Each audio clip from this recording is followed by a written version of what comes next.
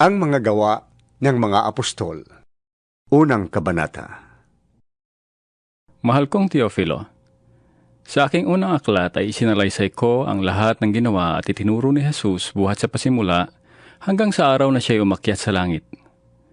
Bago siya umakyat, pinagbilinan niya sa pamamagitan ng Espiritu Santo ang mga apostol na kanyang hinirang. Pagkatapos ng kanyang pagkamatay, maraming ulit siyang nagpakita sa kanila at pinatunayan niyang siya'y talagang buhay. Sa loob ng 40 araw, siya'y nakita nila at nagturo sa kanila ng tungkol sa paghahari ng Diyos. Samantalang siya'y kasama pa nila, pinagbilinan sila ni Jesus. Huwag muna kayong aalis sa Jerusalem. Sa halip, hintayin ninyo roon ang ipinangako ng Ama na sinabi ko na sa inyo. Si Juan ay nagbautismo sa tubig, ngunit di na magtatagal at babautismuhan kayo sa Espiritu Santo. Nang muling magkatipon si Jesus at ang mga alagad, nagtanong sila kay Jesus. Panginoon, itatatag na po ba ninyong muli ngayon ang kaharian ng Israel? Sumagot si Jesus, Ang mga panahon at pagkakataon ay itinakda ng Ama sa kanyang sariling kapangyarihan, at hindi na kailangan pang malaman ninyo kung kailan yon. Ngunit tatanggap kayo ng kapangyarihan pagbaba sa inyo ng Espiritu Santo, at kayo'y magiging mga saksi ko sa Jerusalem, sa buong Judea at Samaria, at hanggang sa dulo ng daigdig.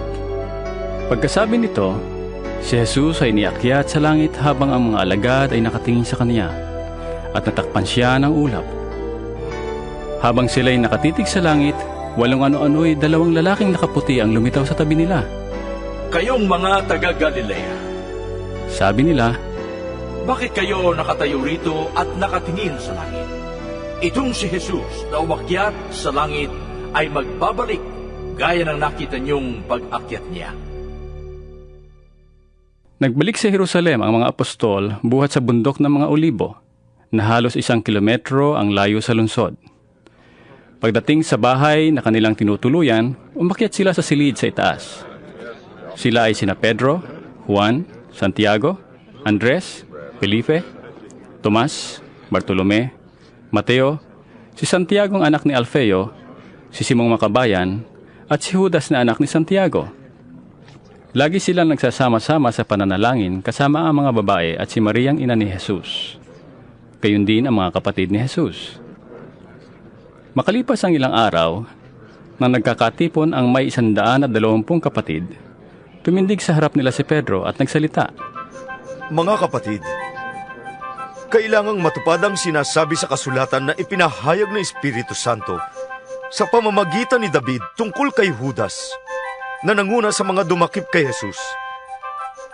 Si Judas ay isa sa amin at naging kasama namin sa paglilingkod. Ang kabayaran sa kanyang pagtataksil ay ibinili niya ng lupa. Doon siya nahulog ng patiwarik at sumabog ang kanyang tiyan at lumabas ang kanyang bituka.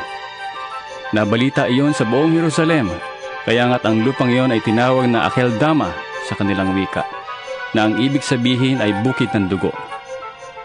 Sinabi pa ni Pedro, Nasusulat sa aklat ng mga awit, ang tirahan niya'y tuluyang layuan, at huwag nang tirhan ninuman. Nasusulat din, ibigay sa iba ang kanyang tungkulin. Kaya't dapat tayong pumili ng isang makakasama namin bilang saksi sa muling pagkabuhay ni Jesus. Kailangang siya'y isa sa mga kasakasama namin sa buong panahong kasama kami ng Panginoong Jesus, mula ng bautismuhan ni Juan si Jesus, hanggang sa siya'y iniakyat sa langit. pumili sila ng 2 lalaki, si Matias at si Jose na tinatawag na Barsabas at kilala rin sa pangalang Husto. Pagkatapos, sila'y nanalangin. Panginoon, alam ninyo kung anong nasa puso ng lahat ng tao. Ipakita po ninyo sa amin kung sino sa 2 ito ang inyong pinili upang maging apostol, nagaganap sa tungkuling tinalikdan ni Judas nang siya'y pumunta sa lugar na nararapat sa kanya. Nagpalabunutan sila at si Matias ang napili, kaya't siya ang nadagdag sa 11 apostol. Ikalawang kabanata. Nang sumapit ang araw ng Pentecostes, nagkatipon silang lahat sa isang lugar. Walang ano-ano'y may ingay na nagmula sa langit, na tulad ng ugong ng malakas na hangin. At napuno nito ang bahay na kinaroroonan nila. May nakita silang parang mga dilang apoy na dumapo sa bawat isa sa kanila. At silang lahat ay napuspos ng Espiritu Santo at nagsimulang magsalita sa iba't ibang wika, ayon sa pinagkaloob sa kanila ng Espiritu. May mga debotong Hudyo noon sa Jerusalem na nagmula sa bawat bansa sa buong mundo. Nang marinig nila ang ugong, nagdatingan ng maraming tao. Namangha sila sapagkat nagsasalita ang mga alagad sa wika ng mga nakikinig. Sa pagkabagha at pagtataka ay kanilang nasabi, Hindi ba taga-Galilea silang lahat? Bakit sila nakakapagsalita ng ating wika? Tayo yung mga taga-Parthia, Media, Elam, Mesopotamia, Judea at Cappadocia, Ponto at Asia. Meron pa sa ating taga-Phrygia at Pamphylia, Ehipto at sa mga lupain ng Libya na malapit sa bayan ng Cirene, at mga nagmula sa Roma, mga Hudyo at mga Hintil na naakit sa pananampalatayang Hudyo. May mga taga-Kreta at Arabia rin. Paano sila nakakapagsalita sa ating mga wika tungkol sa mga kahanga-hangang gawa ng Diyos? hindi nila lubusang maunawaan ang nangyari, kaya't nagtatanungan sila. Ano ang ibig sabihin nito? Ngunit may ilang nagsabi ng pakutya. Mga lasing lang yan! Kaya tumayo si Pedro, kasama ng 11 apostol at nagsalita ng malakas. Mga taga-Judea, at kayong lahat ng mga panauhin sa Jerusalem, pakinggan ninyong mabuti ang sasabihin ko. Hindi lasing ang mga taong ito, gaya ng palagay ninyo. 9:00 pa lamang ng umaga ngayon. Ang nakikita ninyo'y katuparan ng ipinahayag ni Propeta Joel. Ito ang gagawin ko sa mga huling araw, sabi ng Diyos. Ibubuhos ko ang aking espiritu sa lahat ng tao. Ipapahayag ng inyong mga anak na lalaki at babae ang aking mensahe. Ang inyong mga binata ay makakakita ng mga pangitain, at ang inyong matatandang lalaki ay magkakaroon ng mga panaginip. Sa mga araw na iyon, ibubuhos ko ang aking espiritu sa aking mga alipin, maging lalaki at maging babae, at ipapahayag nila ang aking mensahe. Magpapakita ko ng mga himala sa langit at mga kababalagan sa lupa, dugo, apoy at makapal na usok. Ang araw ay magdidilim, ang buwan ay pupulang gaya ng dugo bago sumapit ang dakila at maluwalhating araw ng Panginoon. At sa panahong yon, ang sino mang tumawag sa pangalan ng Panginoon ay maliligtas. Mga Israelita, pakinggan ninyo ito. Si Jesus na taga Nazaret ay sinugo ng Diyos. Pinatunayan ito ng mga himala, mga kababalaghan, at mga tandang ginawa ng Diyos sa pamamagitan niya. Alam ninyo ito, sapagkat ang lahat ng ito ay naganap sa kalagitnaan ninyo. Ngunit ang taong ito na ipinagkanulo sa inyo ayon sa pasya at kaalaman ng Diyos sa mula't mula pa, ay ipinapako ninyo at ipinapatay sa mga taong masasama. Subalit, siya'y muling binuhay ng Diyos at hinango sa kapangyarihan ng kamatayan, sapagkat hindi siya maaaring matalo nito, gaya ng sinabi ni David tungkol sa kanya. Nakikita kong laging nasa tabi ko ang Panginoon. Siya'y lagi kong kaagapay, kaya't hindi ako matitinag. Dahil dito, ako'y umawit sa tuwa at ako'y mabubuhay ng may pag-asa, sapagkat hindi mo ako pababayaan sa daigdig ng mga patay, at hindi mo itutulot na mabulok ang iyong banal na lingkod. Itinuro mo sa akin ang mga landas ng buhay. Dahil sa ikaw ang kasama ko, ako'y mapupuno ng kagalakan. Mga kapatid, sinasabi ko sa inyo na ang ninuno nating si David ay namatay at inilibing. At naririto ang kanyang libingan hanggang ngayon. Siya ay propeta at alam niyang pangako sa kanya ng Diyos na magiging haring tulad niya ang isang magmumula sa kanyang lahi. Kaya't ang muling pagkabuhay ng Kristo ang nakita at ipinahayag ni David ng kanyang sabing, hindi siya pinabayaan sa daigdig ng mga patay at hindi tinulot na mabulok ang kanyang katawan. Si Jesus ay muling binuhay ng Diyos at saksi kaming lahat sa pangyayaring iyon. Pinaupo siya sa kanan ng Diyos at tinanggap niya mula sa Ama ang ipinangakong Espiritu Santo. Ito ang kanyang ibinuhos sa amin, tulad ng inyong nakikita at naririnig. Hindi si David ang umakyat sa langit, kundi sinabi lamang niya, sinabi ng Panginoon sa aking Panginoon, maupo ka sa aking kanan, hanggang sa lubusan kong pasukuin sa iyo ang iyong mga kaaway. Kaya't dapat malaman ng buong Israel na itong si Jesus na ipinako ninyo sa krus ay siyang ginawa ng Diyos na Panginoon at Kristo. Nabagbag ang kanilang kalooban nang marinig ito. Kaya tinanong nila si Pedro at ang ibang mga apostol. Mga kapatid, anong dapat namin gawin?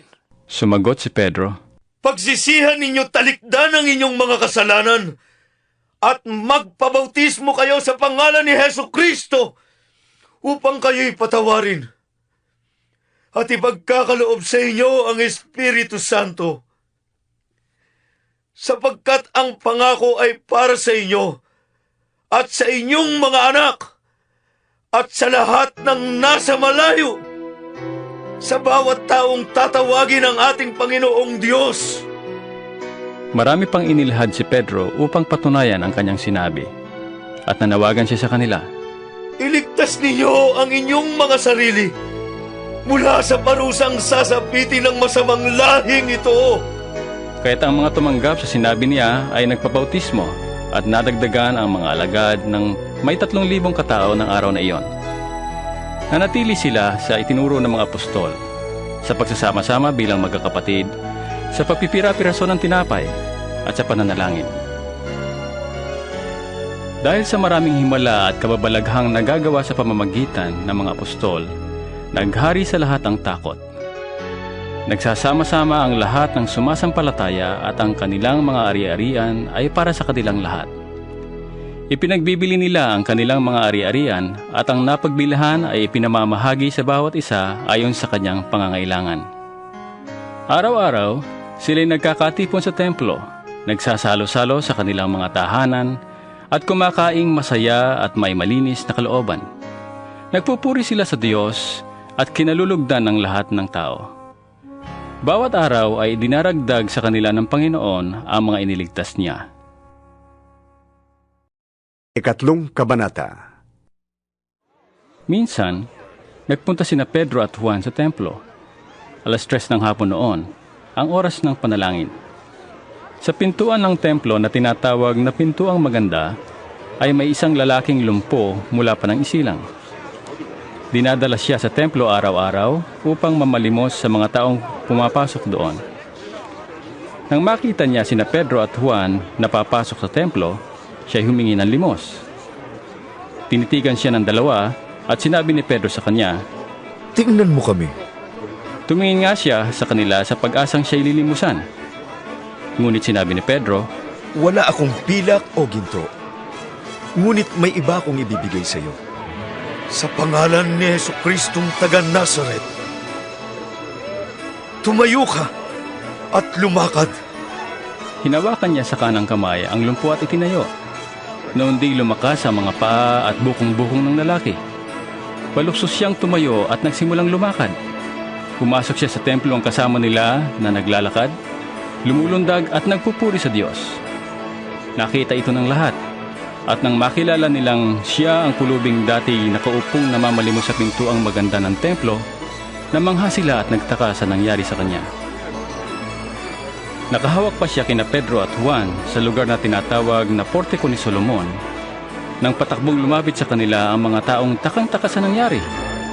Kaya't sinabi ni Pedro sa mga tao, Mga Israelita, bakit kayo nagtataka sa nangyaring ito? Bakit ninyo kami tinitignan ng ganyan? Akala ba ninyo'y napalakad namin siya dahil sa sarili naming kapangyarihan o kabanalan? Pinarangalan ng Diyos ng ating mga ninunong sina Abraham, Isaac, at Jacob ang kanyang lingkod na si Jesus, na isinakdal ninyo at itinakwil sa harap ni Pilato. Gayong ipinasya na ni Pilatong palayain siya. Itinakwil ninyo ang banal at matuwid, at hiniling na palayain ang isang mamamatay tao. Pinatay ninyo ang pinagmumula ng buhay, ngunit siya'y muling binuhay ng Diyos. At saksi kami sa pangyayaring iyon. Ang kapangyarihan ng pangalan ni Jesus ang nagpagaling sa lalaking ito. Nangyari ito dahil sa pananalig sa kanyang pangalan. Ang pananalig kay Jesus ang lubusang nagpagaling sa kanya, tulad ng inyong nakikita. Mga kapatid, alam kong hindi ninyo nalalaman ang inyong ginawa. Gayon din ang inyong mga pinuno. Ngunit sa ginawa ninyo'y natupad ang malaunang ipinahayag ng Diyos sa pamamagitan ng mga propeta na ang Kristo'y kailangang magtiis ng hirap. Kaya nga, magsisi kayo at magbalik loob sa Diyos upang patawarin kayo sa inyong mga kasalanan. At nang sa gayon ay sumapit na ang panahon ng kapahingahan mula sa Panginoon. Susuguin niya si Jesus, ang Kristong hinirang mula pa noong una para sa inyo. Siya'y dapat munang manatili sa langit hanggang sa dumating ang pagbabago ng lahat ng bagay, ayon sa ipinahayag ng Diyos sa pamamagitan ng kanyang mga banal na propeta mula pa noong una. Sapagkat sinabi ni Moises, ang Panginoon ninyong Diyos ay pipili mula sa inyong lahi ng isang propetang katulad ko. Sundin ninyo ang lahat ng sasabihin niya sa inyo. Ang sino mang hindi sumunod sa propetang yon ay ihihiwalay sa bayan ng Diyos at lilipulin. Ang lahat ng propeta, mula kay Samuel at lahat ng sumunod sa kanya, ay nagpahayag din tungkol sa panahong yon. Ang mga pangako ng Diyos sa pamamagitan ng mga propeta ay para sa inyo. At kasama kayo sa tipan na ginawa ng Diyos at ng inyong mga ninuno ng kanyang sabihin kay Abraham, pagpapalain ko ang lahat ng angkan sa daigdig sa pamamagitan ng iyong lipi. Kaya't matapos buhayin ng Diyos ang kanyang lingkod, sa inyo siya unang sinugo, upang pagpalain kayo sa pamamagitan ng pagtalikod ninyo sa inyong masasamang pamumuhay. Ika-4 na kabanata. Nagsasalita pa sina Pedro at Juan sa mga taong bayan nang dumating ang mga paring Hudyo, ang kapitan ng mga bantay sa templo at ang mga Saduseo. Galit na galit sila sa dalawang apostol sapagkat ipinapangaral nila sa mga tao na si Jesus ay muling nabuhay, at iyon daw ang katibayan na muling mabubuhay ang mga patay. Kaya dinakip nila ang dalawa at ikinulong muna hanggang kinabukasan sapagkat gabi na noon. Gayunman, marami siya nakarinig ng kanilang pangangaral ang sumampalataya kay Jesus, kaya't umabot sa 5,000 ang bilang ng mga lalaki. Kinabukasan, nagkatipon sa Jerusalem ang mga tagapanguna ng mga Hudyo, ang mga matatandang namumuno sa bayan at ang mga tagapagturo ng kautusan. Kasama nila si Anas, ang pinakapunong pari, si Caifás, si Juan, si Alejandro, at ang iba pang mga kamag-anak ng pinakapunong pari.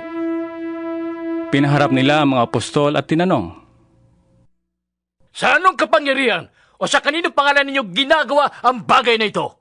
Sumagot si Pedro na puspos ng Espiritu Santo. Mga tagapanguna at pinuno ng bayan, kung sinisiyasat ninyo kami ngayon tungkol sa kabutihang ginawa namin sa lumpong ito, at kung paano siya gumaling, nais kong malaman ninyong lahat at ng buong Israel na ang taong ito'y nakatayo sa inyong harapan at lubusang gumaling dahil sa kapangyarihan ng pangalan ni Jesucristong taga Nazaret, na inyong ipinako sa krus, ngunit muling binuhay ng Diyos. Ang Jesus na ito, ang batong itinakwil ninyong mga tagapagtayo ng bahay, ang siyang naging batong panulukan. Sa kanya lamang matatagpuan ang kaligtasan, sapagkat walang ibang pangalan ng sinumang tao sa buong mundo na ibinigay ng Diyos sa mga tao upang tayo ay maligtas. Nagtaka ang buong Sanhedrin sa katapangang ipinakita ni Pedro at Juan. Lalo na nang malaman nilang mga karaniwang tao lamang ang mga ito at hindi nakapag-aral. Nalaman din nilang dating kasamahan ni Jesus sa mga ito. Ngunit dahil kaharap nila ang taong pinagaling na nakatayo sa tabi ni Pedro at Juan, wala silang masabi laban sa dalawa. Kaya't pinalabas muna ng Sanhedrin ang dalawa at saka sila nag-usap. Anong gagawin natin sa mga taong ito? Tanong nila. Hayag na sa buong Jerusalem na isang pambihirang himala ang naganap sa pamamagitan nila. Hindi natin ito maikakaila. Pagsabihin na lamang natin sila na huwag nang magsalita kanino man tungkol kay Jesus upang huwag nang mabalita ang pangyayaring ito. Kaya't muli nilang ipinatawag sina Pedro at pinagsabihang huwag na magsasalita o magtuturo pang muli tungkol kay Jesus. Subalit sumagot sina Pedro at Juan, Kayo na ang humatol kung alin ang tama sa paningin ng Diyos. Ang sumunod sa inyo o ang sumunod sa Diyos? Hindi maaaring di namin ipahayag ang aming nakita at narinig. wala silang makitang paraan upang parusahan ang dalawa, sapagkat ang mga tao ay nagpupuri sa Diyos dahil sa nangyari. Kaya't binalaan nila ang dalawa ng lalo pang mahigpit at saka pinalaya. Ang lalaking pinagaling ay mahigit ng 40 taong gulang.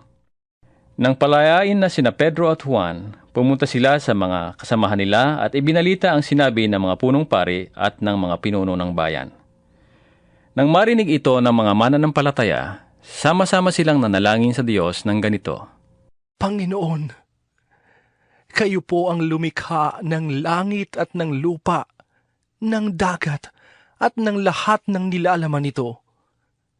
Kayo po ang nagsalita sa pamamagitan ng aming ninunong si David na inyong lingkod nang sabihin niya sa patnubay ng Espiritu Santo. Bakit galit na galit ang mga hintil at ang mga tao'y nagbabalak ng walang kabuluhan? Naghahandang makibaka ang mga hari sa lupa at nagtitipon ang mga pinuno laban sa Panginoon at sa kaniyang hinirang. Nagkatipon nga sa lungsod na ito sina Herodes at Poncio Pilato, kasama ang mga hentil at ang buong Israel, laban sa inyong banal na lingkod na si Jesus, ang inyong hinirang. Nagkatipon sila kaya't naisakatuparan ng mga dapat mangyari ayon sa itinakda ninyo noon pang una. At ngayon, Panginoon, tingnan ninyo, pinagbabantaan nila kami. Tulungan ninyo ang inyong mga alipin na maipangaral ang inyong salita ng buong tapang. Iunat ninyo ang inyong kamay upang magpagaling at loobin ninyo na sa pangalan ng inyong banal na lingkod na si Jesus ay makagawa kami ng mga himala. Pagkatapos nilang manalangin, nayanig ang kanilang pinagtitipunan. Silang lahat ay napuspos ng Espiritu Santo at buong tapang na nangaral ng salita ng Diyos. Nagkakaisa ang damdamin at isipan ng lahat ng sumasampalataya, at di itinuturing ni numan na sarili niya ang kanyang mga ari-arian, kundi para sa lahat.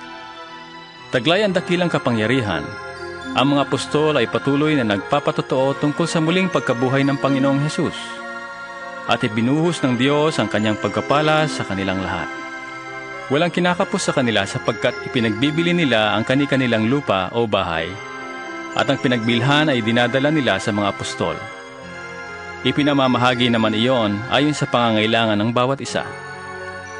Ganon ang ginawa ni Jose, isang Levitang taga-Chipre, na tinawag ng mga apostol na Bernabe, na ang ibig sabihin matulungin. Ipinagbili niya ang kanyang bukid at ibinigay sa mga apostol ang pinagbilhan. Ikalimang kabanata. Mayroon namang mag-asawa na nagbenta rin ng lupa. Ananias ang pangalan ng lalaki at Safira naman ang babae. Hindi ibinigay ni Ananias sa mga apostol ang buong pinagbilhan, kundi palihim na nagtabi ng para sa sarili. At ito'y alam ng kanyang asawa. Kaya't sinabi ni Pedro, Ananias, bakit ka nagpadala kay Satanas at nagsinungaling sa Espiritu Santo? Bakit mo binawasan ang pinagbilan mo ng lupa? Bago mo ipinagbili ang lupa, hindi ba iyo yon? At nang maipagbili na, hindi ba iyo rin ang pinagbilhan? Bakit mo naisipang gawin yon? Hindi ka sa tao nagsinungaling, kundi sa Diyos. Nang marinig ito ni Ananias, siya'y patay na bumagsak. At lahat ng nakabalita sa pangyayaring iyon ay pinagharian ng matinding takot. Lumapit ang ilang binata, binalot ng bangkay, at inilibing. Pagkaraan ng may 3 oras, dumating naman ang kanyang asawa na walang kamalay-malay sa nangyari. Kinausap siya ni Pedro. Sabihin mo sa akin, ito nga ba lamang ang kabuuang halagang pinagbilhan ninyo ng inyong lupa? Oo, yan lamang. Sagot ng babae. Kaya't sinabi sa kanya ni Pedro, bakit nagkaisa kayong subukin ang Espiritu ng Panginoon? Hayan, kadarating pa lamang ng mga naglibing sa iyong asawa. At ikaw naman ngayon ang isusunod. Noon din nabuwal si Safira sa paanan ni Pedro at namatay. Pagpasok ng mga binata, nakita nilang patay na siya kaya't inilibing siya sa tabi ng kanyang asawa. Sinidla ng matinding takot ang buong iglesia at ang lahat na nakabalita nito. Maraming himalang ginawa ang mga apostol na pawang nasaksihan ng mga tao. Sa portiko ni Solomon nagtitipon ang mga mananampalataya. Ngunit natatakot sumama sa kanila ang mga di mananampalataya kahit na humahanga ang mga ito sa kanila. Samantala, parami ng parami ang mga lalaki at babaeng nananalig sa Panginoon. Dinadala sa mga lansangan ang mga may sakit at inilalagay sa mga papag at banig upang pagdaan ni Pedro ay matamaan man lamang ng kanyang anino ang ilan sa kanila. Dumating din ang maraming tao mula sa mga karatig bayan ng Jerusalem. Dala ang kanilang mga may sakit at mga pinapahirapan ng masasamang espiritu at gumaling silang lahat. Nainggit sa mga apostol ang pinakapunong pari at ang mga kasamahan niyang Saduseo, kaya't kumilos sila. Dinakip nila ang mga apostol at ibinilanggo. Ngunit kinagabihay binuksan ng isang anghel ng Panginoon ang bilangguan at inilabas ang mga apostol. Sinabi nito sa kanila, Pumunta kayo sa templo at ipahayag sa tao ang buong mensahe tungkol sa bagong pamumuhay na ito. Kaya nang mag-uumaga na, pumasok sa templo ang mga apostol at nagturo sa mga tao. Nagtipo naman ang pinakapunong pari at ang kanyang mga kasamahan at tumawag ng pangkalahatang pulong ng buong Sanhedrin. Ipinakuha nila sa bilangguan ng mga apostol. Ngunit ang mga ito ay wala na nang dumating doon ang mga kawal kaya't nagbalik sila sa Sanhedrin at nagulat. Nakita po namin na nakasusing mabuti ang pintuan ng bilangguan at nakatayo roon ang mga bantay. Ngunit nang buksan namin, wala kaming nakitang tao sa loob. Nabahala ang mga punong pari at ang kapitan ng mga bantay sa templo nang marinig ito. Hindi nila maubos maisip kung ano ang nangyari sa mga apostol. Siya namang pagdating ng isang taong ganito ang sabi, Ang mga lalaking ipinakulong niyo'y naroon sa templo at nagtuturo sa mga tao. Kaya't pumunta sa templo ang kapitan kasama ang kanyang mga tauhan. Isinama nila ang mga apostol, ngunit hindi sila gumamit ng dahas sa pangambang baka sila pagbabatuhin ng mga tao. Iniharap nila sa Sanhedrin ang mga apostol at siniyasat sila ng pinakapunong pari. Sinabi niya, Hindi ba't mahigpit namin kayong pinagbawalang mangaral sa pangalan ng Jesus na yan? Ngunit tingnan ninyo ang inyong ginawa. Laganap na sa Jerusalem ang inyong turo at ibig pa ninyo kaming papanagutin sa dugo ng taong yan. Sumagot si Pedro at ang ibang mga apostol, Sa Diyos kami dapat sumunod at hindi sa tao. Ang Diyos ng ating mga ninuno ang muling bumuhay kay Jesus na pinatay ninyo nang siya'y inyong ipapako sa krus. Iniakyat siya ng Diyos sa kanyang kanan bilang tagapanguna at tagapagligtas upang bigyan ang mga Israelita ng pagkakataong magsisi at tumalikod sa kasalanan at nang sa gayon ay magkamit ng kapatawaran. Saksi kami sa mga bagay na ito.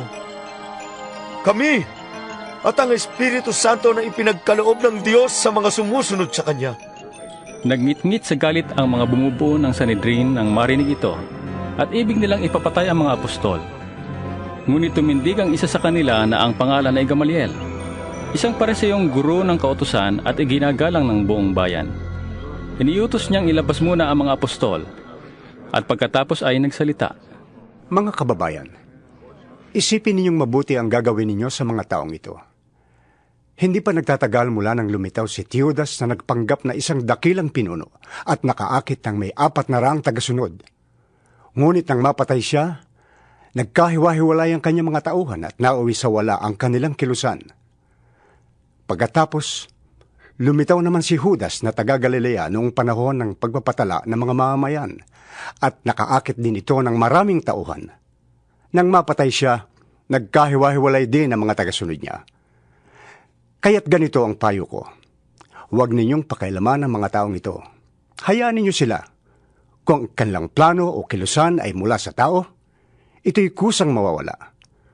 Ngunit kung ito'y mula sa Diyos, hindi ninyo ito mahahadlangan at lilitaw pang kayo'y lumalaban sa Diyos. Sinunod nga nila ang payo ni Gamaliel. Pinapasok nilang muli ang mga apostol at matapos ipahagupit at pagbawalang mangaral sa pangalan ni Jesus, ay saka pinalaya.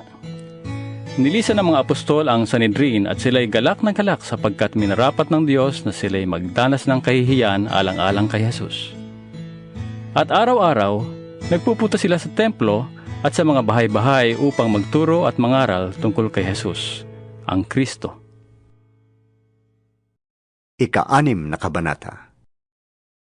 Patuloy ang pagdami ng mga sumasampalataya at dumating ang panahong nagreklamo ang mga Helenista laban sa mga Hebreo. Sinabi nilang ang mga byuda sa pangkat nila ay napapabayaan sa pang-araw-araw na pamamahagi ng ikabubuhay. Kaya tinipon ng 12 ang buong kapulungan ng mga mananampalataya at sinabi sa kanila, Hindi namin dapat pabayaan ang pangangaral ng salita ng Diyos upang mangasiwa sa pamamahagi ng ikabubuhay. Kaya, mga kapatid, pumili kayo sa mga kasamahan ninyo ng 7 lalaking kinikilalang mabubuti, matatalino, at puspos ng Espiritu Santo. At ilalagay namin sila sa tungkuling ito. At iuukol naman namin ang buong panahon namin sa pananalangin at sa pangangaral ng salita. Nalugod ang buong kapulungan sa panukalang ito. Kaya't pinili nila si Esteban, isang lalaking matibay ang pananalig sa Diyos at puspos ng Espiritu Santo, at sina Felipe, Procoro, Nicanor, Timon, Parmenas, at si Nicolas na taga-Antioquia, isang hentil na nahikayat sa pananampalataya ng mga Hudyo. Nang iharap sila sa mga apostol, sila'y ipinanalangin at pinatungan ng kamay. Patuloy na lumaganap ang salita ng Diyos at ang mga sumasampalataya ay parami ng parami sa Jerusalem.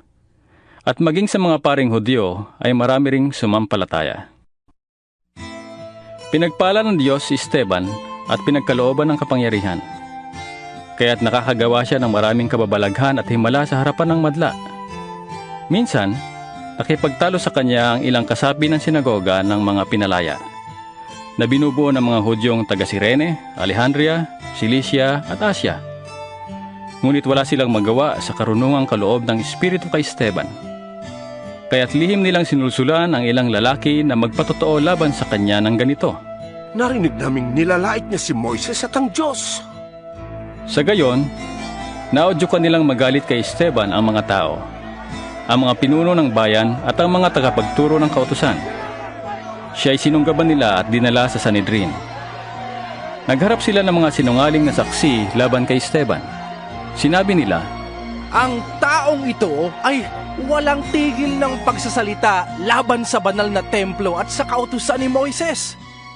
Narinig naming sinasabi niya na ang templo raw ay gigibain nitong si Jesus na taga Nazaret at papalitan ang mga kaugaliang ipinamana sa atin ni Moises. pinagmasdang mabuti ng lahat ng nakaupo sa Sanhedrin si Esteban, at nakita nila na ang kanyang mukha ay parang mukha ng anghel. Ikapitong Kabanata. Si Esteban ay tinanong ng pinakapunong pari. Totoo ba ang lahat ng ito? Sumagot si Esteban, Mga kapatid at mga magulang, pakinggan niyong sasabihin ko. Ang dakil at makapangyarihang Diyos ay nagpakita sa ating ninunong si Abraham nang siya'y nasa Mesopotamia pa bago siya nanirahan sa Haran. Sinabi sa kanya ng Diyos, iwan mo ang iyong lupain at mga kamag-anakan at pumunta ka sa lupaing ituturo ko sa iyo. Kaya't umalis siya sa lupain ng mga Kaldeo at nanirahan sa Haran. Pagkamatay ng kanyang ama, siya'y pinalipat ng Diyos sa lupaing ito na inyong tinitiran ngayon. Gayunman, hindi pa siya binigyan dito ng Diyos ng kahit na kapirasong lupa. Ngunit ipinangako sa kanya na ang lupaing ito ay magiging kanya at salipin niya kahit na wala pa siyang anak noon. Ganitong sinabi sa kanya ng Diyos, makikitira sa ibang lupain ang iyong lipi. Aalipinin sila roon at pahihirapan sa loob ng 400 taon. Ngunit parurusahan kong bansang aalipin sa kanila. Aalis sila roon at sasambasakin sa lugar na ito. At iniutos ng Diyos kay Abraham ang pagtutulib bilang tanda ng kanilang kasunduan. Kaya't nang isilang si Isaac, tinuli niya ito sa 8 araw. Ganoon din ang ginawa ni Isaac sa anak niyang si Jacob. At ginawa naman ni Jacob sa 12 niyang anak na lalaki, na siyang naging mga ama ng 12 lipi. Nainggit kay Jose ang kanyang mga kapatid na lalaki, kaya't siya'y ipinagbili nilang alipin sa Ehipto.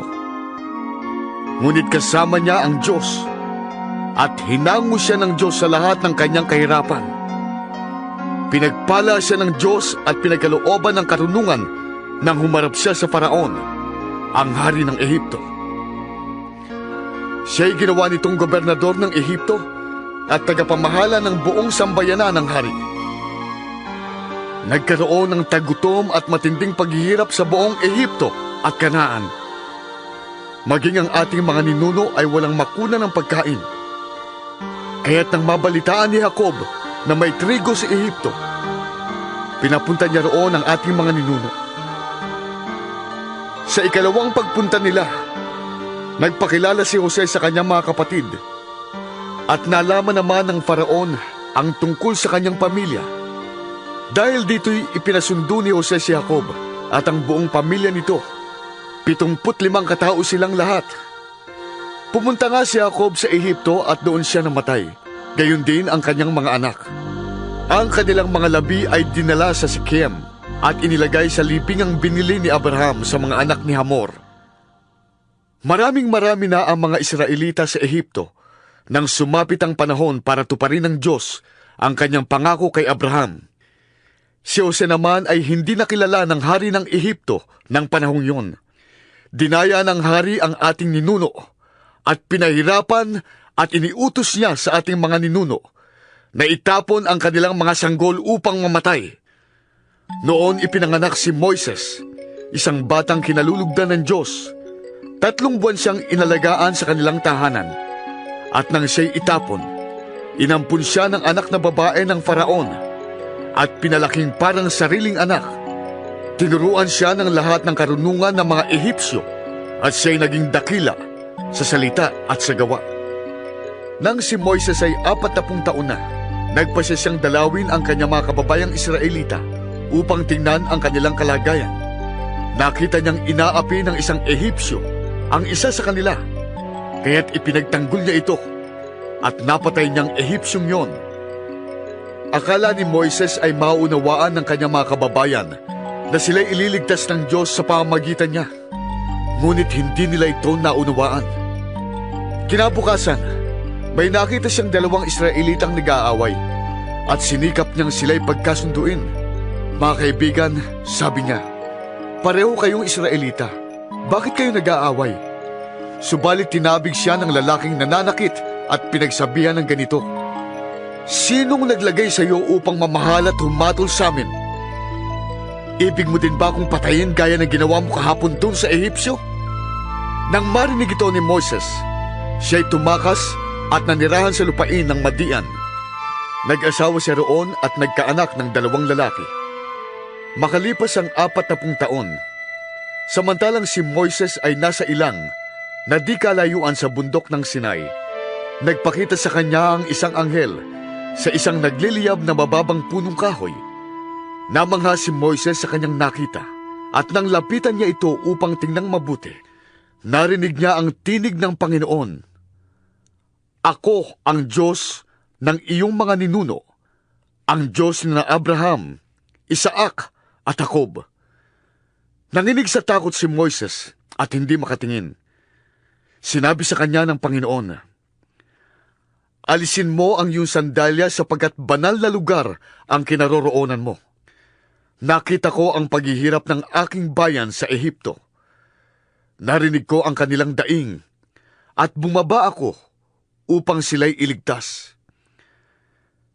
Halika't isusugo kita sa Ehipto. Itinakwil nila si Moises ng kanilang sabihin, sino ang naglagay sa iyo upang maging pinuno at hukom namin? Ngunit ang Moises ding yon ang sinugo ng Diyos upang mamuno at magligtas sa kanila, sa tulong ng anghel na nagpakita sa kanya sa mababang punong kahoy. Sila ay hinango niya sa kanilang kahirapan sa pamamagitan ng mga himalang ginawa niya sa Ehipto, sa Dagat na Pula at sa ilang, sa loob ng 40 taon. Siya rin ang Moises na nagsabi sa mga Israelita, pipili ang Diyos ng isa sa inyo upang gawing propetang tulad ko. Siya ang kasama ng mga Israelita sa ilang.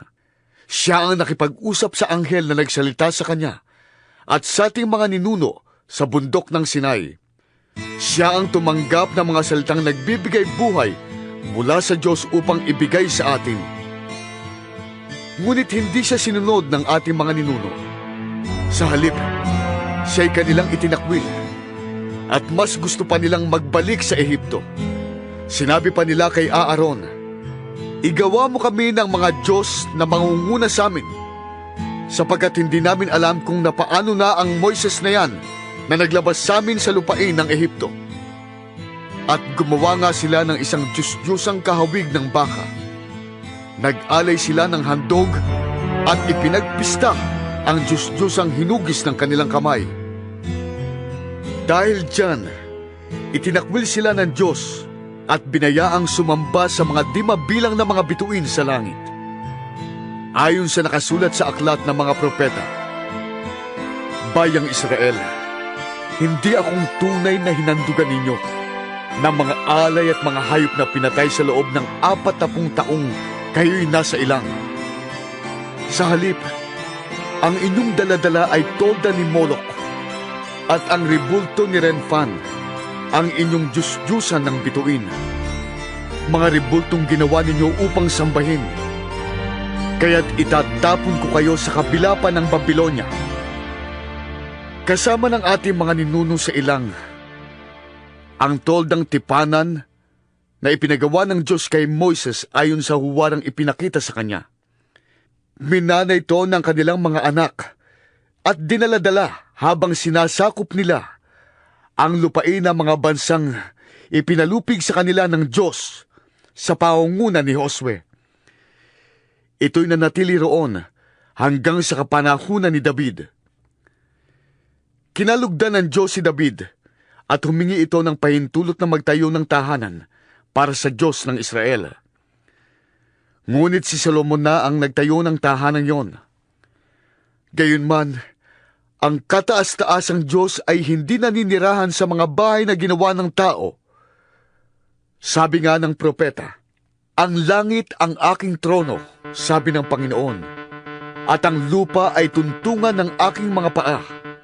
Ano pang bahay ang itatayo ninyo para sa akin? O lugar na pagpapahingahan ko? Hindi ba't ako ang gumawa ng lahat ng ito? Napakatigas ng ulo ninyo. Ayaw ninyong magbago ng inyong kalooban. Ayaw ninyong dinggin ang katotohanan mula sa Diyos. Kung ano ang ginawa ng inyong mga ninuno, yun din ang ginagawa ninyo ngayon. Lumalaban kayong lagi sa Espiritu Santo. Sinong propetang hindi inusig ng inyong mga ninuno? Pinatay nila ang mga nagpapahayag tungkol sa pagparito ng matuwid na inyo namang pinagtaksilan at ipinapatay. Tinanggap ninyo ang kautosang ibinigay ng Diyos sa pamamagitan ng mga anghel. Ngunit hindi naman ninyo ito sinusunod. Nagalit kay Esteban ang buong Sanhedrin nang marinig iyon at nagngit sila laban sa kanya. Ngunit si Esteban, napuspos ng Espiritu Santo, ay tumingala sa langit at nakita niya ang kalwalhatian ng Diyos at si Jesus na nakatayo sa kanan nito. Kaya't sinabi niya, "Nakikita kong bukas ang kalangitan at ang anak ng tao na nakatayo sa kanan ng Diyos." Tinakpan nila ang kanilang tainga at nagsigawan. Pagkatapos, sabay-sabay nilang sinugod si Esteban at kinalagkad palabas ng lungsod upang batuhin. Inilagay ng mga saksi ang kanilang mga balabal sa paanan ng isang binatang nagngangalang Saulo.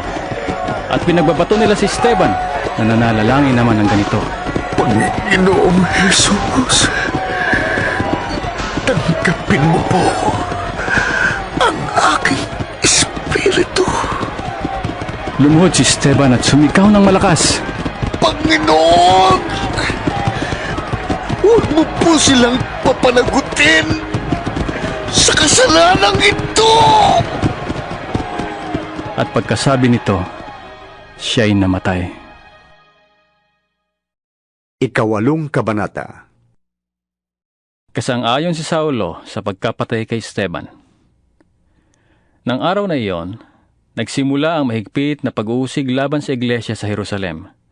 At maliban sa mga apostol, ang lahat ng sumasampalataya ay napunta sa iba't ibang lugar sa lupain ng Judea at Samaria. Si Esteban na may inilibing ng mga taong may takot sa Diyos at tinangisan ng gayon na lamang. Samantala, sinikap ni Saulong wasakin ang iglesia.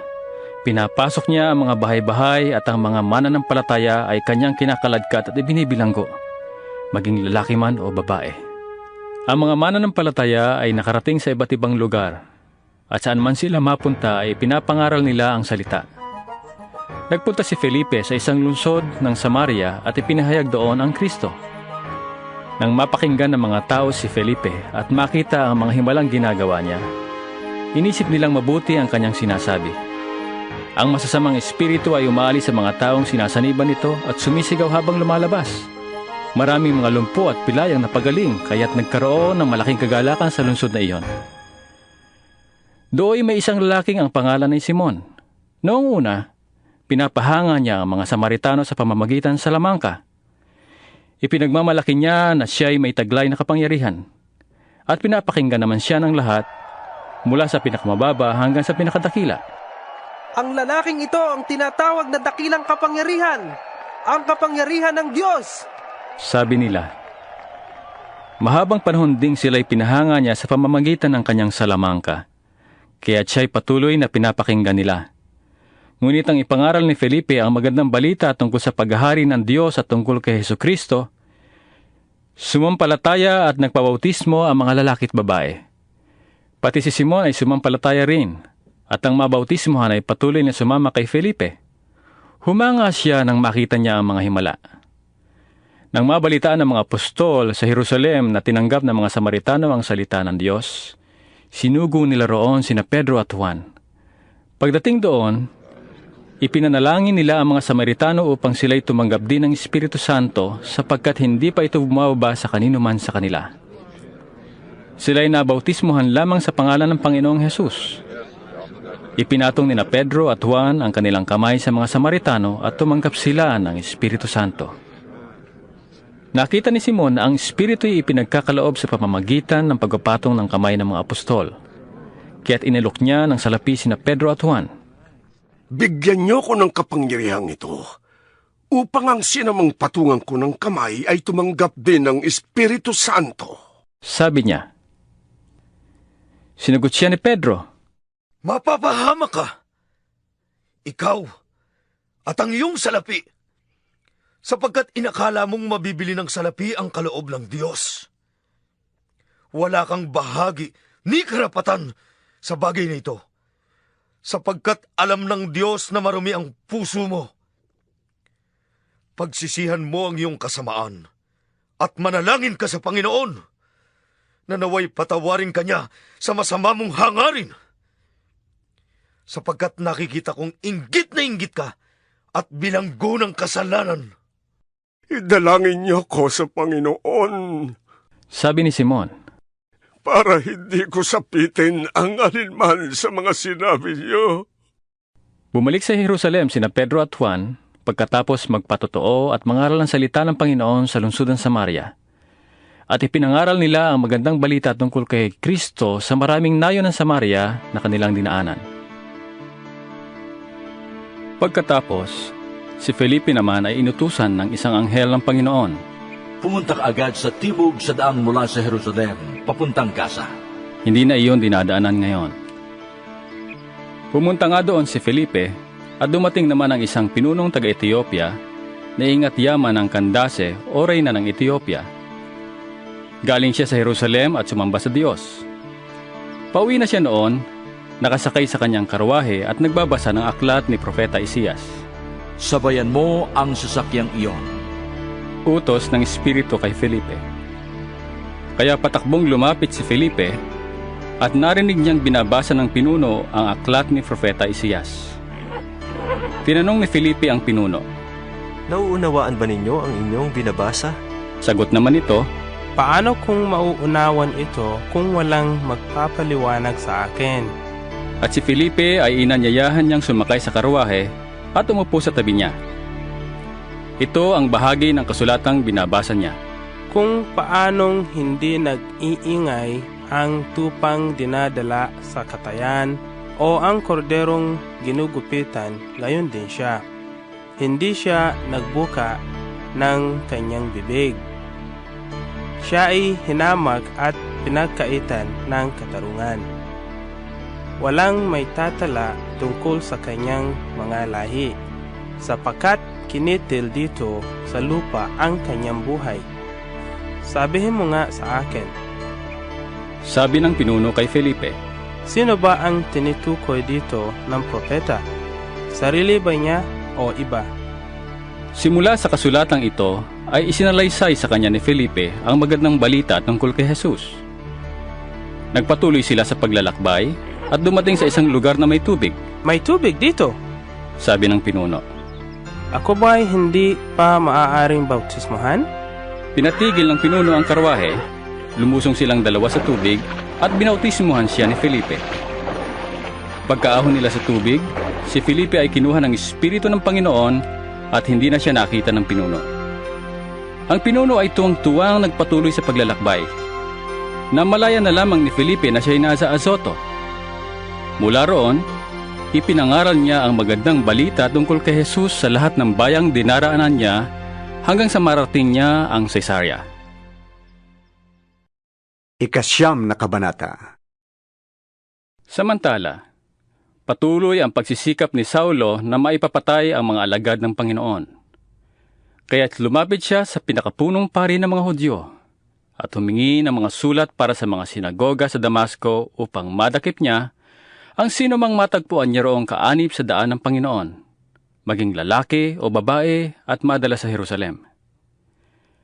Naglakbay si Saulo papuntang Damasco, at nang siya'y malapit na sa lungsod, biglang kumislap sa paligid niya ang isang nakakasilaw na liwanag mula sa langit. Natumba siya sa lupa at narinig niya ang isang tinig na nagsasabi, Saulo! Saulo! Bakit mo ako inuusig? Sino kayo, Panginoon? Tanong niya. Ako'y si Jesus, ang iyong inuusig. Tugon sa kanya. Tumindig ka't pumasok sa lungsod. At do'y sasabihin sa iyo kung ano ang dapat mong gawin. Natigilan ang mga kasama ni Saulo nang marinig nila ang tinig, ngunit wala naman silang makitang nagsasalita. Tumindig si Saulo at nang dumilat, hindi na siya makakita. Kaya siya inakay ng mga kasama niya hanggang sa Damasco. Hindi siya nakakita sa loob ng 3 araw at hindi siya kumain ni uminom. Sa Damasco naman ay may isang alagad na ang pangalay Ananias. Tinawag siya ng Panginoon sa pamamagitan ng isang pangitain.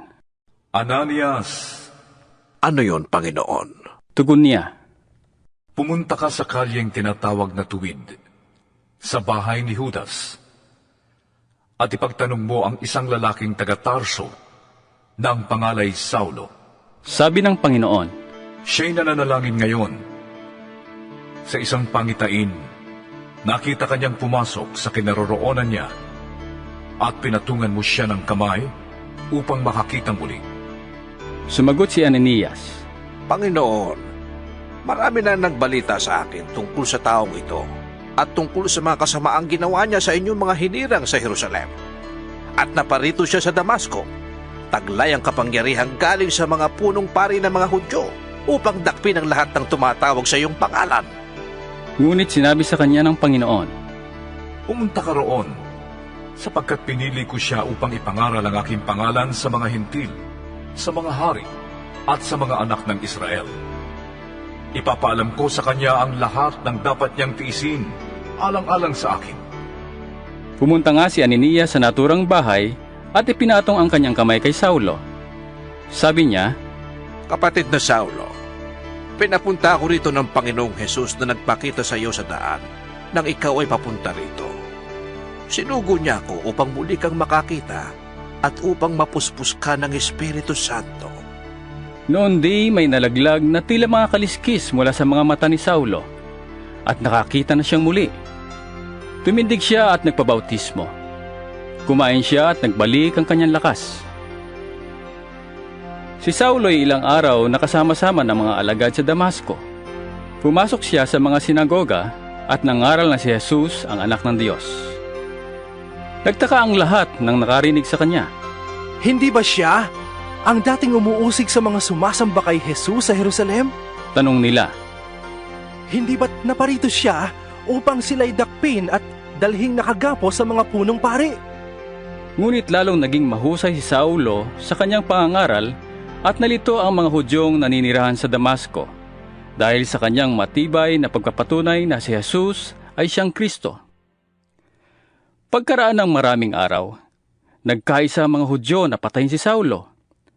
Araw at gabi ay inaabangan nila si Saulo sa mga pintuang bayan para patayin. Ngunit nalaman niya ito. Kaya't isang gabi, inilagay siya ng kanyang mga alagad sa isang tiklis at inihugos sa kabila ng pader. Pagdating ni Saulo sa Jerusalem, sinikap niyang sumama sa mga alagad doon. Ngunit sila'y takot sa kanya dahil hindi sila makapaniwalang isa na siyang alagad. Subalit, isinama siya ni Bernabe sa mga apostol at isinalaysay nito sa kanila kung paano nagpakita at nakipag-usap ang Panginoon kay Saulo nang siya ay nasa daan papunta sa Damasco. Sinabi rin nitong si Saulo ay buong tapang na nangaral sa Damasco sa ngalan ni Jesus. Kaya mula noon, si Saulo ay kasakasama nila sa buong Jerusalem at buong tapang na nangangaral doon sa ngalan ng Panginoon. Nakipag-usap din siya at nakipagtalo sa mga Helenista, kaya't tinangka nilang patayin siya. Nalaman ito ng mga kapatid kaya't inihatid nila si Saulo sa Cesarea at pinauwi sa Tarso. Kaya't naging matiwasay ang iglesia sa buong Judea, Galilea at Samaria. Ito'y tumatag at lumaganap sa tulong ng Espiritu Santo at namuhay na may pagkatakot sa Panginoon. Naglalakbay si Pedro sa mga bayan-bayan upang dalawin ang mga kapatid sa pananampalataya. Sa pagdalaw niya sa mga kapatid sa Lida, natagpuan niya roon ang isang lalaking nagngangalang Eneas. Ito'y paralitiko at 8 taon nang nakaratay. Sinabi ni Pedro sa kanya, Eneas, pinagagaling ka ni Jesucristo.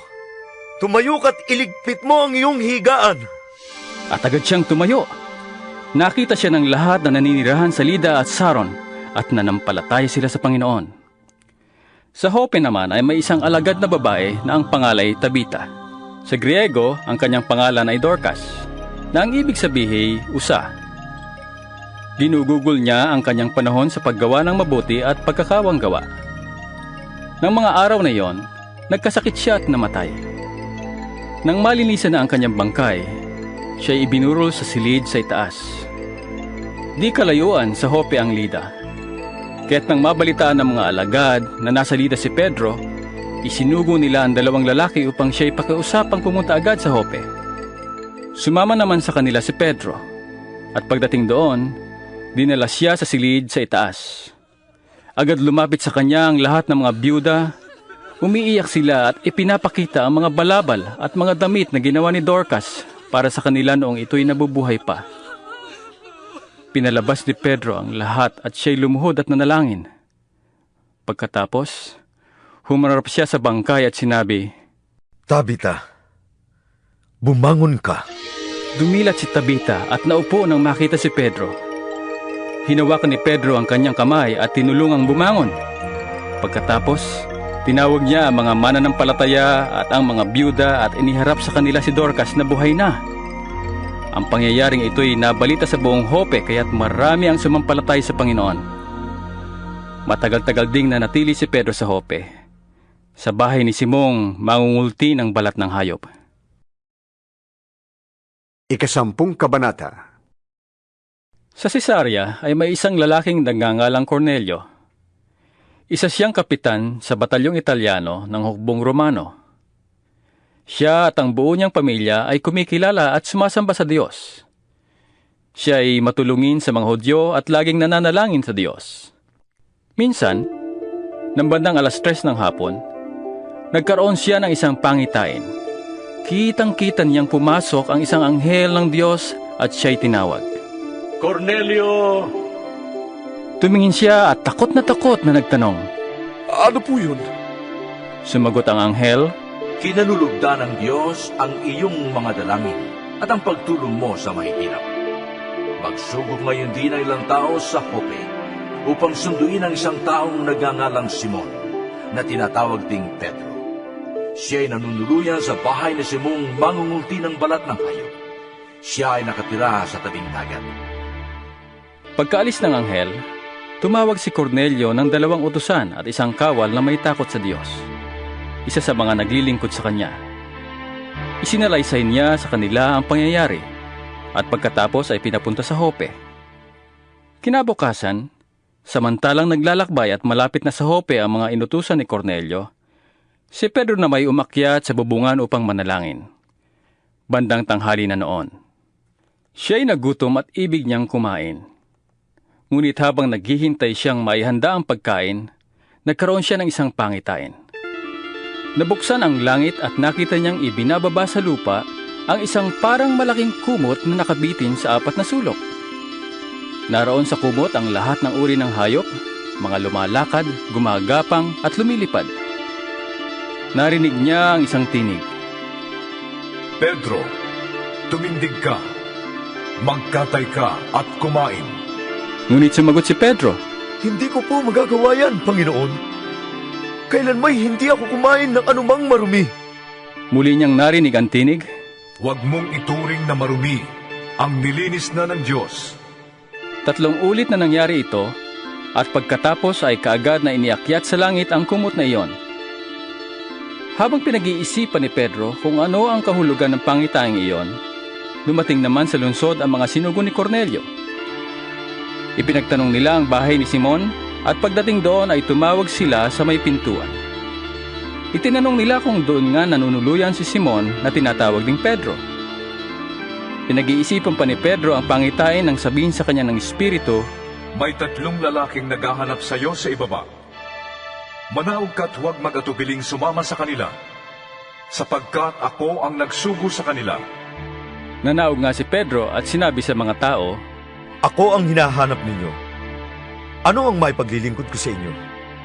Kami pinapunta dito ni Kapitan Cornelio. Tugon nila. Siya isang mabuting tao, may takot sa Diyos at iginagalang ng mga Hudyo. Sinabi sa kanya ng isang anghel na ipasundo kayo at pakinggan ang sasabihin ninyo. Pinatuloy sila ni Pedro at doon pinatulog ng gabing iyon.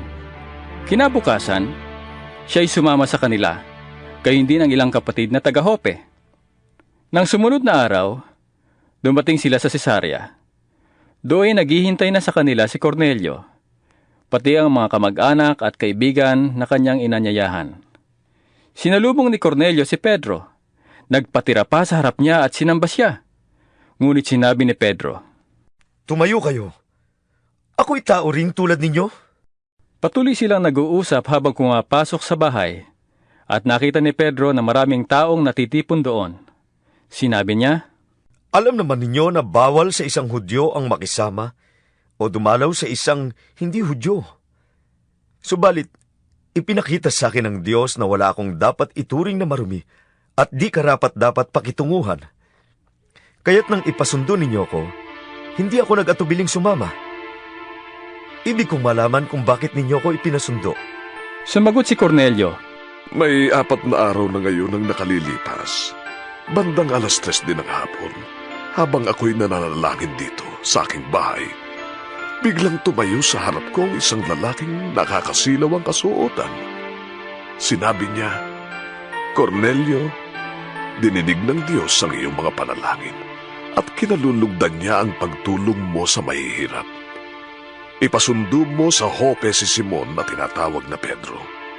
Nanunuluyan siya sa bahay ni Simong mangungulti ng balat ng hayop. Siya ay nakatira sa tabing dagat. Kaya't kaagad akong nagsugo sa inyo ng ilang tao.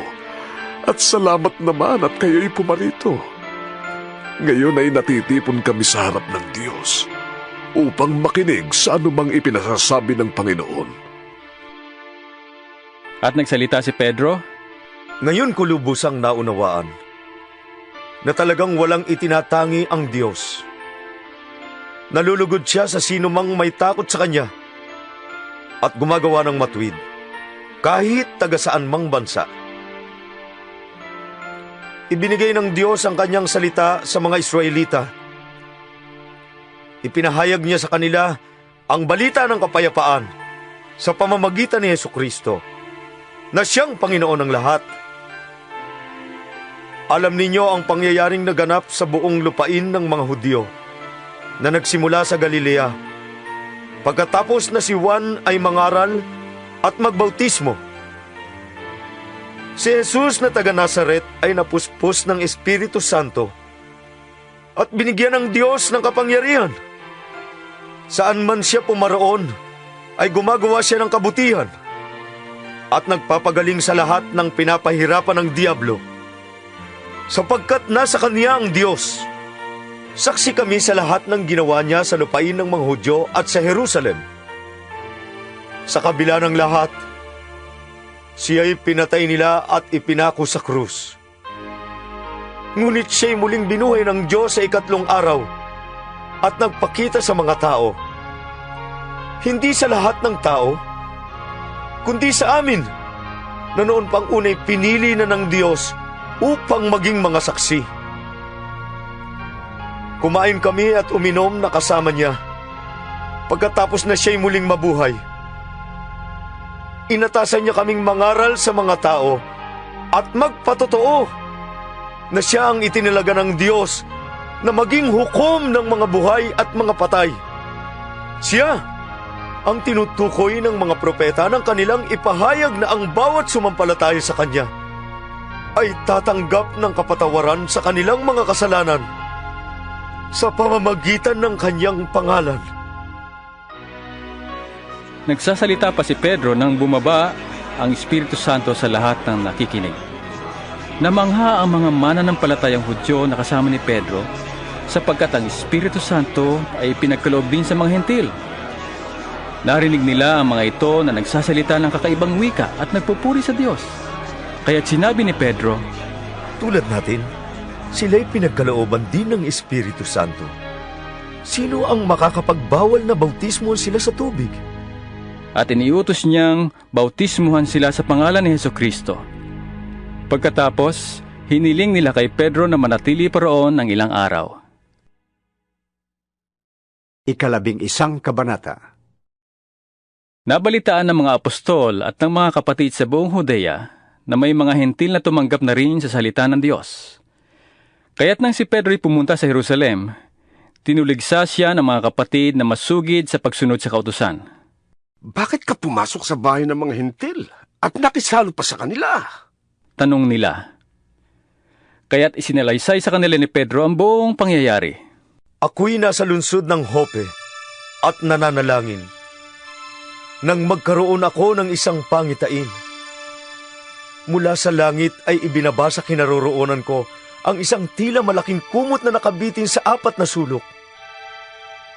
Pinagmasdan ko itong mabuti at nakita ko roon ang iba't ibang uri ng hayop.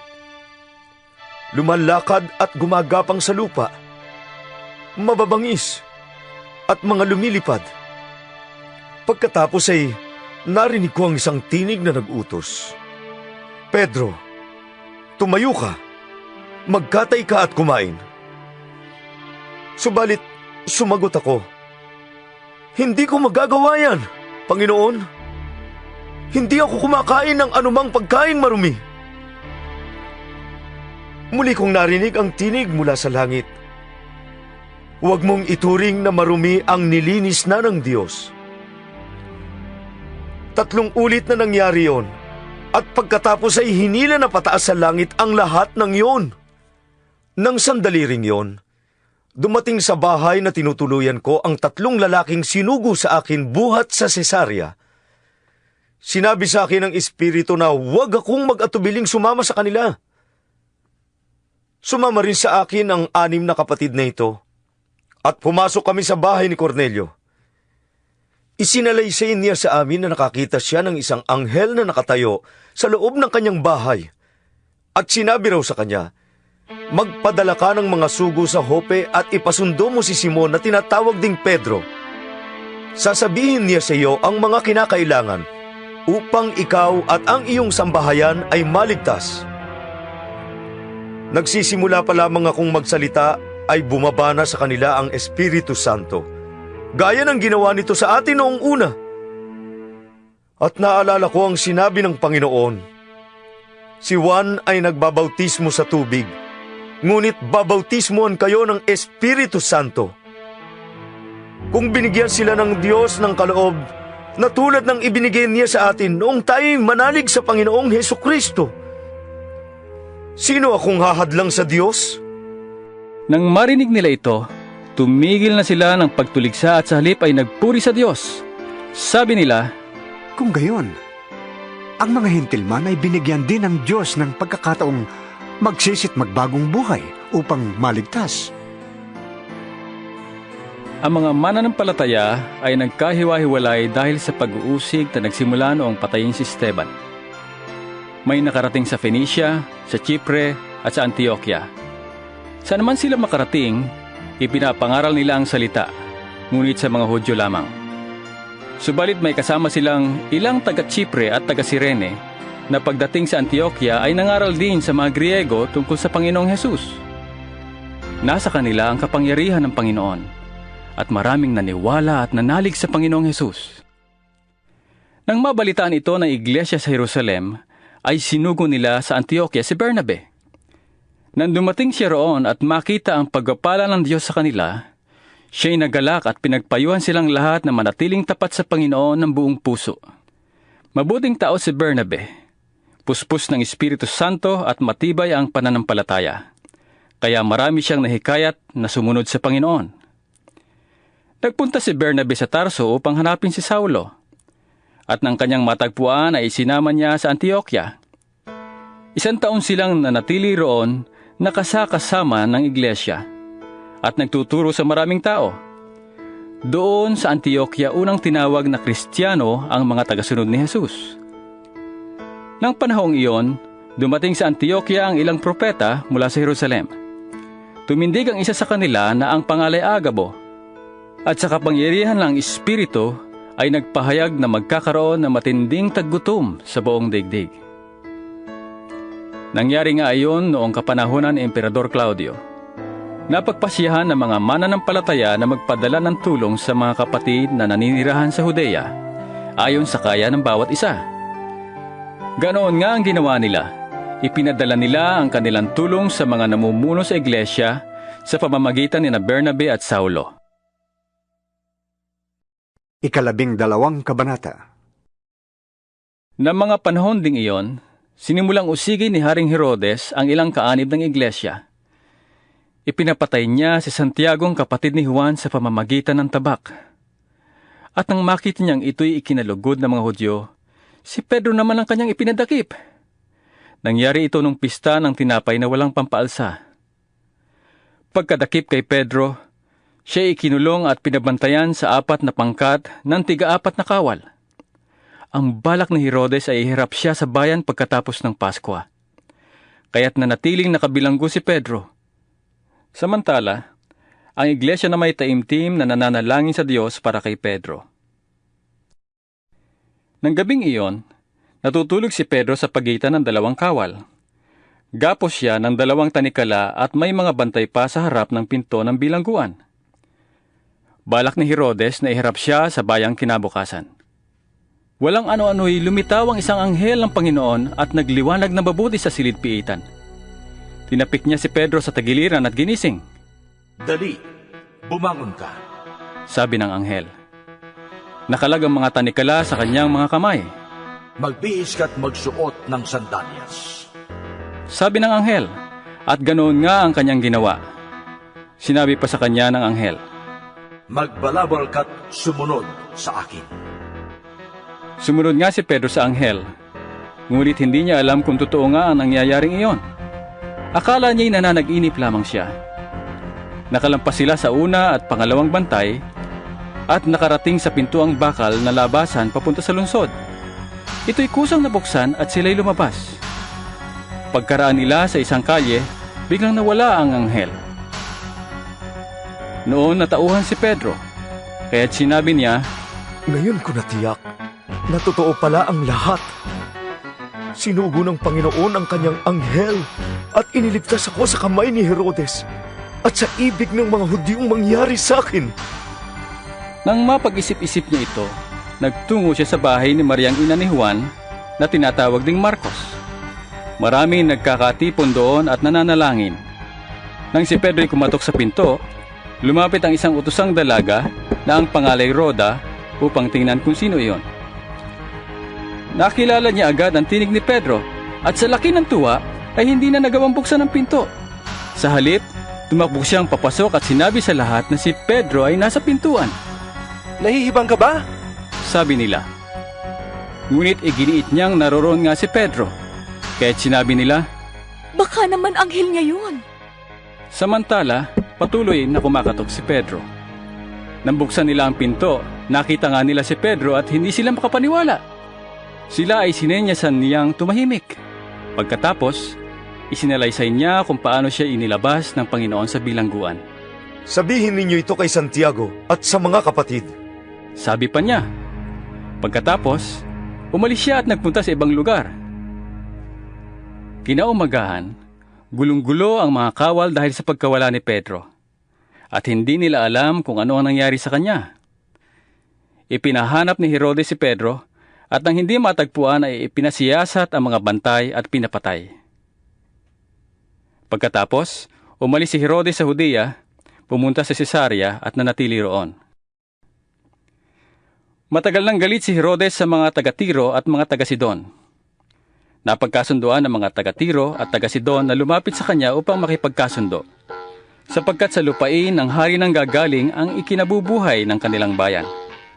Nakiusap sila kay Blasto, ang mayordomo ng hari, upang sila'y samahan. Pagsapit ng takdang araw, si Herodes ay nagsuot ng damit hari, umupo sa trono at nagtalumpati. Sumigaw ang bayan, Isang Diyos ang nagsasalita, hindi tao!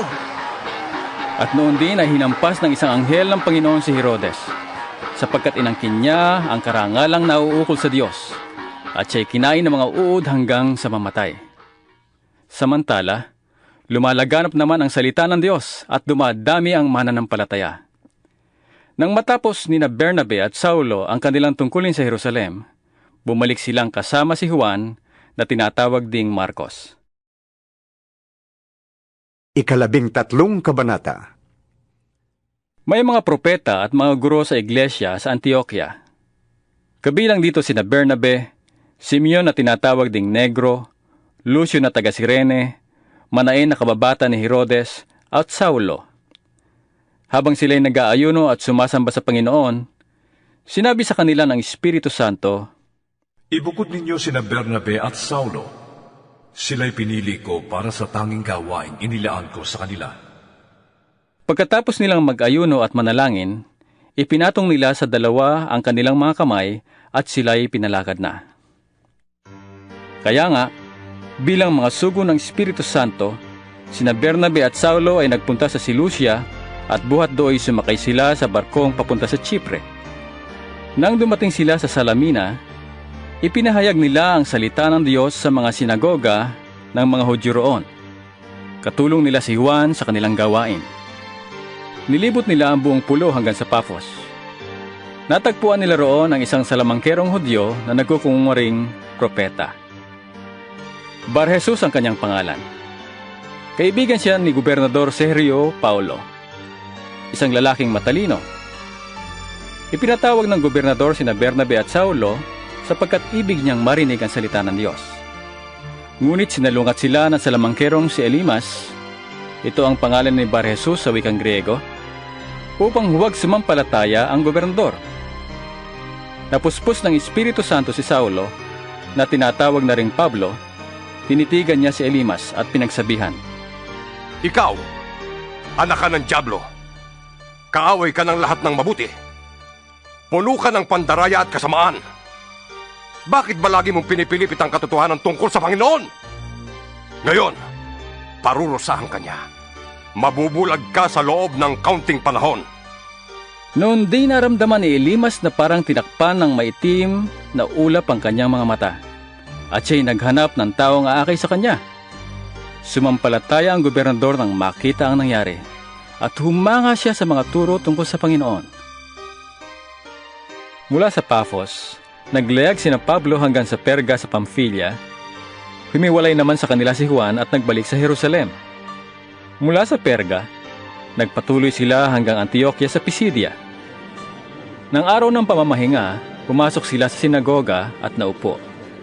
Matapos basahin ang ilang bahagi ng mga aklat ng kautusan at ng mga propeta, nagpasabi sa kanila ang mga tagapamahala ng sinagoga. Mga kapatid, kung mayroong kayong ituturo sa mga tao, maaari kayong magsalita. Kaya't tumayo si Pablo at pinatahimik silang lahat. Mga Israelita, at kayong lahat na may takot sa Diyos, makinig kayo. Ang Diyos ng ating bansang Israel ang pumili sa ating mga ninuno. Sila'y ginawa niyang isang malaking bansa habang naninirahan pa sila sa lupain ng Ehipto. At sila'y nilabas niya doon sa pamamagitan ng kanyang dakilang kapangyarihan. Sa loob ng 40 taon, sila ay pinagtiisan niya sa ilang. Nilipol niya ang 7 bansa sa lupain ng Kanaan at ibinigay sa mga Israelita ang lupain ng mga iyon sa loob ng halos 450 taon. Pagkatapos, sila'y binigyan niya ng mga hukom hanggang sa panahon ng propetang si Samuel. Nang humingi sila ng hari, ibinigay sa kanila ng Diyos ang isang lalaking mula sa lipi ni Benjamin, si Saul na anak ni Cis. Naghari si Saul sa loob ng 40 taon. At nang siya'y alisin ng Diyos, si David naman ang pinili ng Diyos upang maghari sa kanila. Sinabi ng Diyos tungkol sa kanya, si David na anak ni Jesse, ang lalaking kinalulugdan ko. Siya isang lalaking handang sumunod sa lahat ng iniuutos ko. Saan ka ng lalaking ito nagmula si Jesus, ang tagapagligtas na ipinangako ng Diyos sa Israel?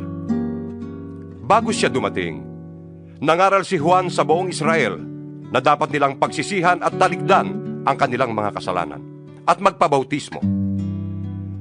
Nang matatapos na ni Juan ang kanyang gawain, sinabi niya sa mga tao, Sino ba ako sa akala ninyo? Hindi ako ang Kristo. Ngunit, siya'y darating na kasunod ko.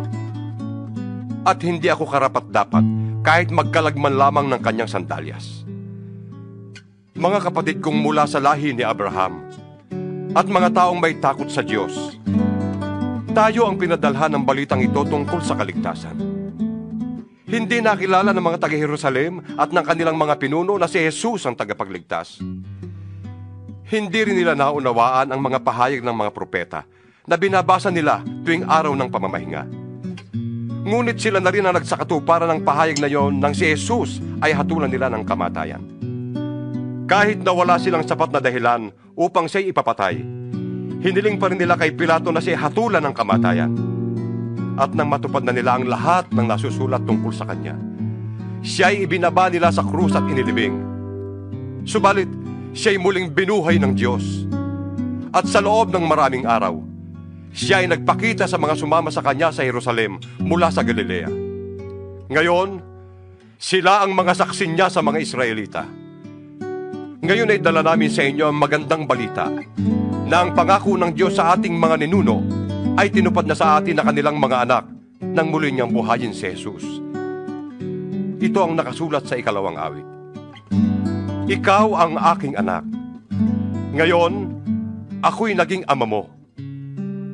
Tungkol naman sa kanyang muling pagkabuhay at di pagkabulok ng kanyang katawan ay sinabi ng Diyos, ipagkakaloob ko sa inyo ang mga banal at maaasahang pagpapala na ipinangako ko kay David. At sinabi rin niya sa iba pang bahagi, hindi mo hahayaang dumanas ng pagkabulok ang iyong banal. Nang maisagawa na ni David ang kalooban ng Diyos, siya'y namatay at inilibing sa piling ng kanyang mga ninuno, at siya'y dumanas ng pagkabulok.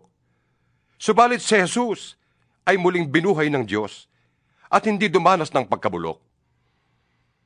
Dapat ninyong malaman, mga kapatid, na sa pamamagitan ni Jesus ay ipinangaral sa inyo ang kapatawaran ng kasalanan.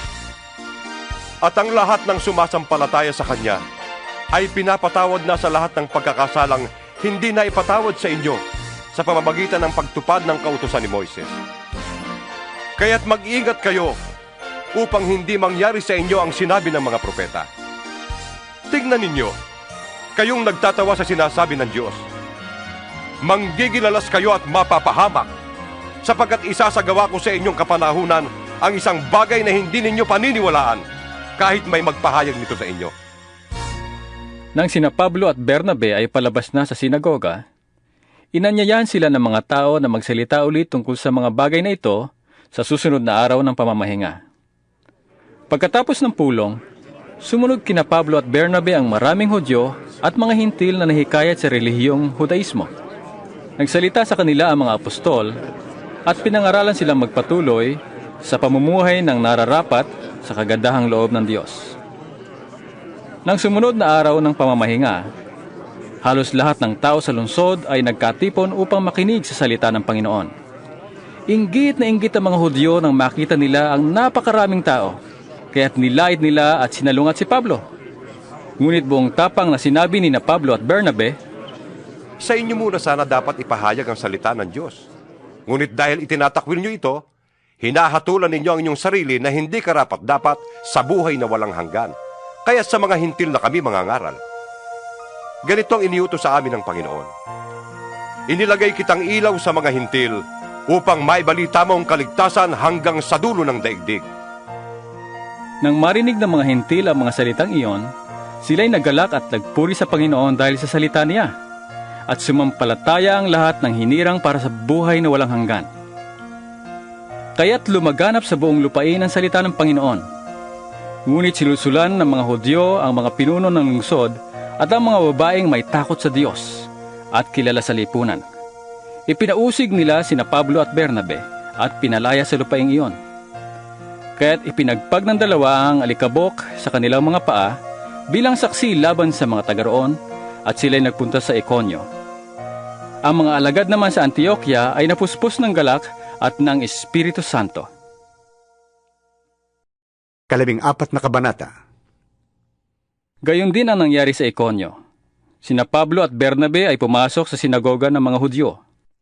Napakahusay ng kanilang pangangaral, kaya't maraming Hudyo at Griego ang sumampalataya. Gayunman, May ilang Hudyong ayaw sumampalataya. Sinulsulan pa nila ang mga hintil at nilason ang isip ng mga ito laban sa mga mananampalataya. Nanatili roon ng matagal sina Pablo at Bernabe at buong tapang silang nangaral tungkol sa Panginoon. Pinatutunayan naman ng Panginoon na totoo ang pangangaral nila tungkol sa kanyang kagandahang loob sa pamamagitan ng mga himalang ginagawa nila. Kaya't nahati ang mga tao sa lungsod. May pumapanig sa mga Hudyo, may pumapanig naman sa mga apostol. Napagkasunduan ng mga hintil, ng mga Hudyo at ng kanilang mga pinuno na hamakin at pagbabatuhin ang mga apostol.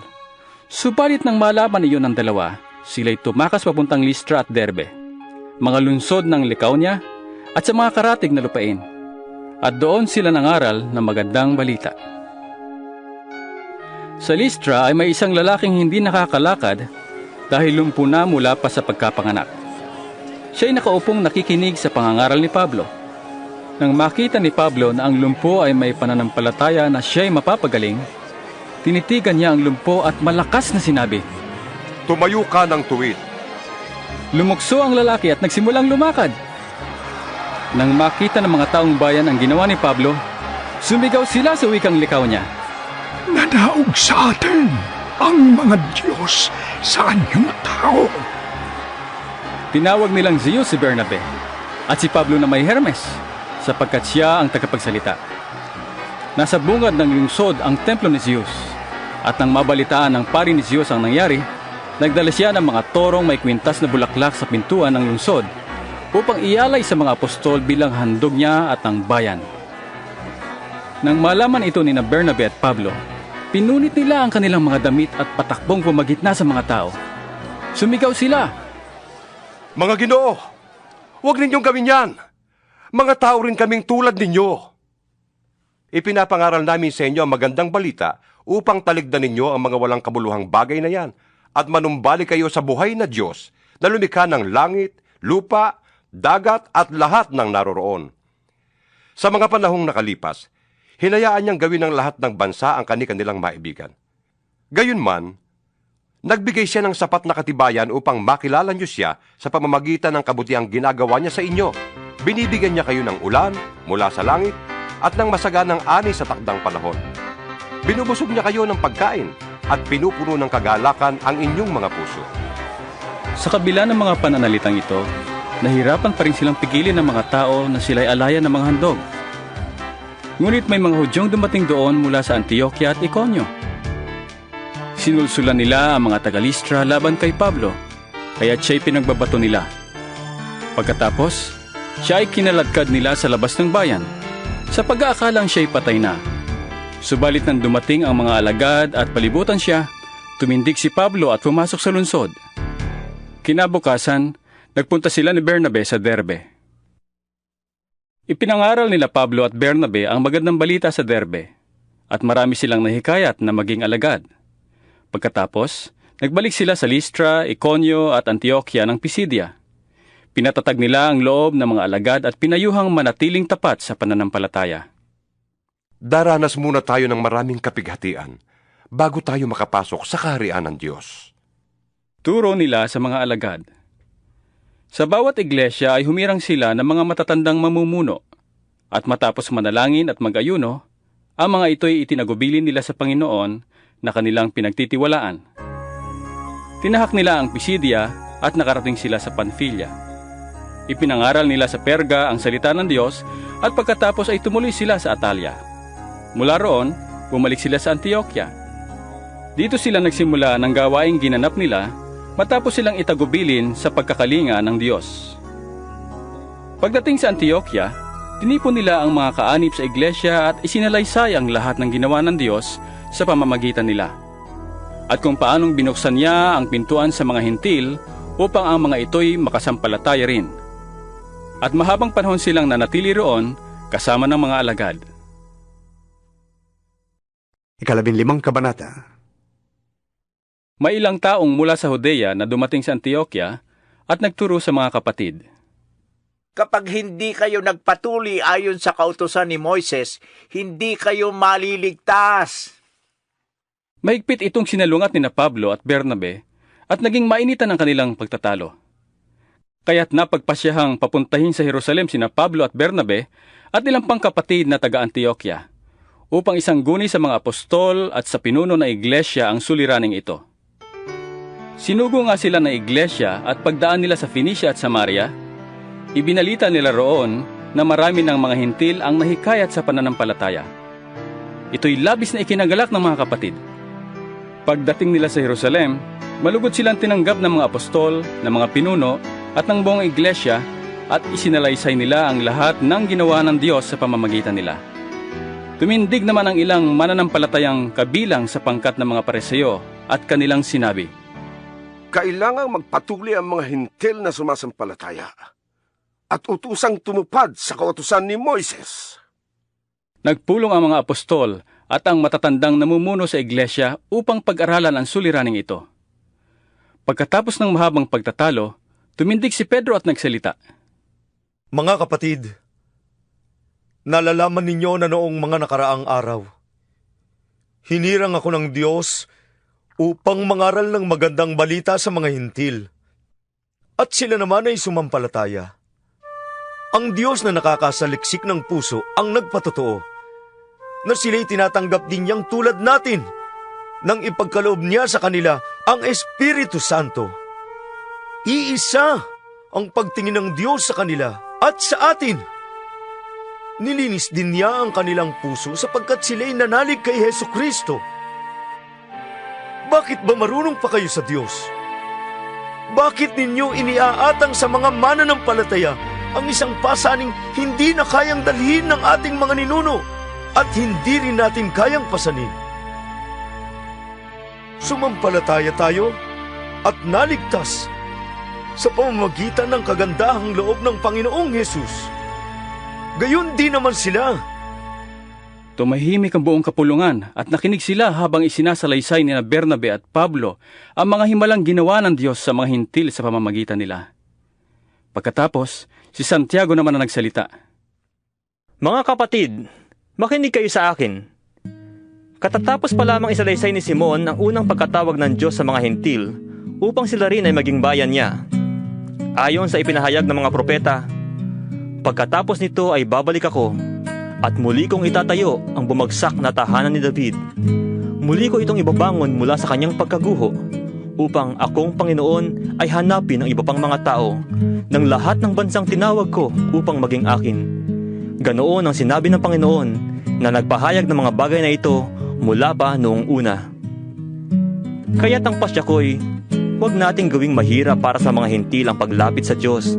Sa halip, sulatan natin sila at sabihang huwag kumain ng anumang inihandog sa Diyos-Diyosan, huwag makikiapid, at huwag kakain ng dugo at ng hayop na binigti.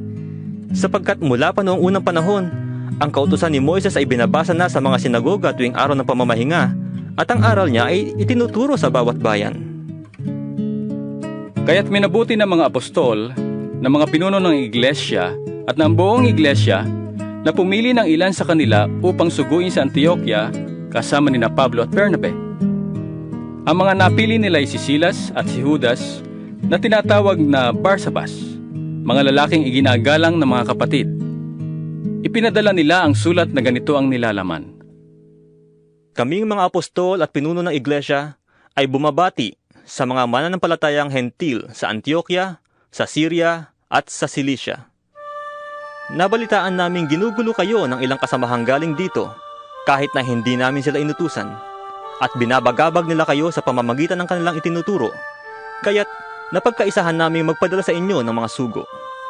Kasama sila ng ating minamahal na sina Bernabe at Pablo, mga taong hindi nagkatubiling itaya ang kanilang buhay sa paglilingkod sa ating Panginoong Hesukristo. Sinugo namin sa inyo sina Judas at Silas upang ipaliwanag ang sinasabi sa sulat na ito. Sa patnubay ng Espiritu Santo, ipinasya naming huwag na kayong atangan ng iba pang pasanin maliban sa mga bagay na talagang kailangan. Huwag kayong kakain ng anumang inihandog sa mga Diyos-Diyosan, ng dugo at ng hayop na binigti. Huwag kayong makikiapid. Layuan ninyo ang mga yan at mapapabuti kayo. Paalam. At pinalakad nila ang mga sugo. Pagdating sa Antioquia, tinipon ng mga ito ang mga kapatid at ibinigay ang sulat.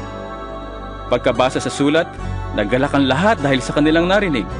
Sina Judas at Silas, na mga propeta rin, ay maraming itinuro sa mga kapatid, at ito'y nagpalakas ng kanilang loob at nagpatibay ng kanilang pananampalataya. Ang dalawa'y tumigil doon ng kaunting panahon, at pagkatapos, sila'y pinabalik na taglay ang pagbati ng mga kapatid para sa mga nagsugo sa kanila. Nanatili sina Pablo at Bernabe sa Antioquia, at kasama ng marami pang iba, sila'y nagturo at nangaral ang salita ng Panginoon. Makalipas ang ilang araw, sinabi ni Pablo kay Bernabe, Balikan natin at dalawin ang mga kapatid sa mga bayan kung saan tayo nangaral ng salita ng Panginoon. At tingnan natin kung anong kalagayan nila.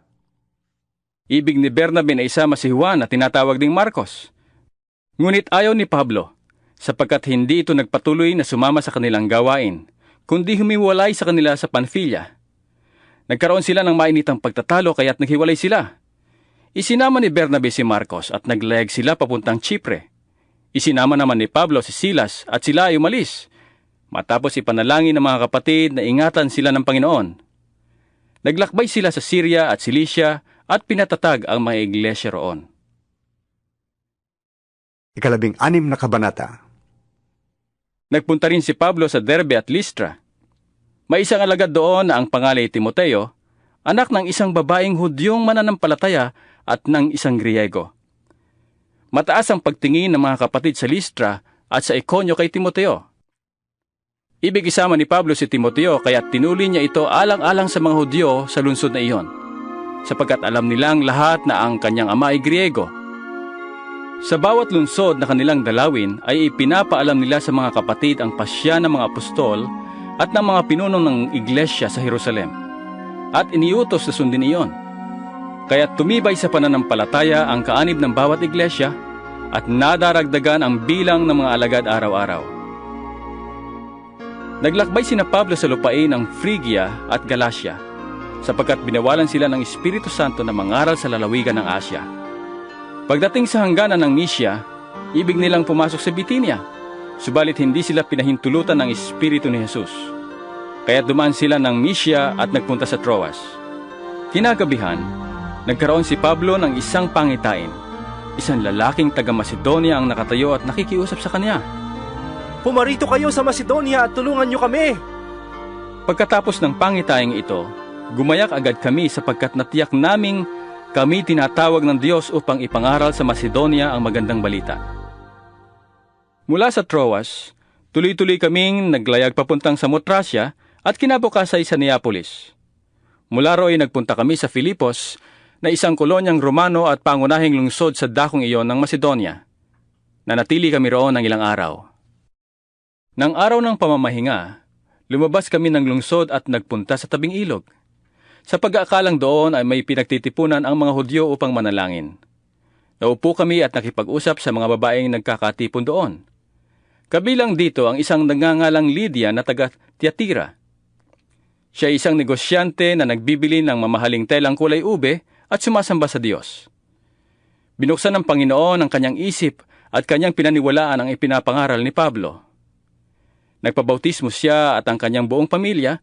Pagkatapos, sinabi niya, Kung itinuturing po ninyo kung tunay na lingkod ng Panginoon, doon na kayo tumuloy sa amin. At tinanggap naman namin ang kanyang paanyaya. Isang araw, nang kami papunta sa Puok Dalanginan, nasa lubong namin ang isang batang babaeng alipin. Siya'y nakakapanghula dahil sinasaniban siya ng masamang espiritu. Malaki ang kinikita ng kanyang mga amo dahil sa kanyang panghuhula. Sinundan-sundan niya kami ni na Pablo at sumisigaw ng ganito. Ang mga taong ito'y lingkod ng kataas-taasang Diyos. Ipinapahayag nila sa inyo kung paano kayo maliligtas. Marami ng araw na ginagawa niya iyon kaya't nainis na si Pablo. Hinarap niya ang bata at sinabi sa espiritu, Iniuutos ko sa iyo sa ngalan ni Hesukristo. Lumabas ka sa babaeng yan! At noon day lumabas ang espiritu. Nang makita ng mga amo ng bata na nawala na ang kanilang pinagkakakitaan, sinunggaban nila sina Pablo at Silas, kinaladkad sa liwasang bayan at iniharap sa mga may kapangyarihan. Isinakdal sila sa mga pinuno ng lungsod at pinaratangan ng ganito. Nanggugulo po sa lungsod ang mga Hudyong ito. Nagtuturo sila ng mga kaugaliang labag sa kautusan nating mga Romano. Hindi natin maaaring sundin ang mga itinuturo nila. Sinunggaban sila ng mga tao, pinahubaran ng mga pinuno at pinahagupit. Pagkatapos hampasin ng paulit-ulit, sila ipinabilanggo at pinabantayang mabuti. Ipinasok sila ng bantay sa kaloob-looban ng bilangguan at inilagay ang kanilang mga paa sa pagitan ng dalawang mabibigat na kahoy. Na maghahating gabi na, sina Pablo at Silas ay nananalangin at umaawit ng mga himno at nakikinig naman ang ibang mga bilanggo. Walang ano-ano'y lumindol ng malakas at nayanig pati ang mga pundasyon ng bilangguan. Biglang nabuksan ang mga pinto at nakalag ang mga tanikala ng lahat ng bilanggo.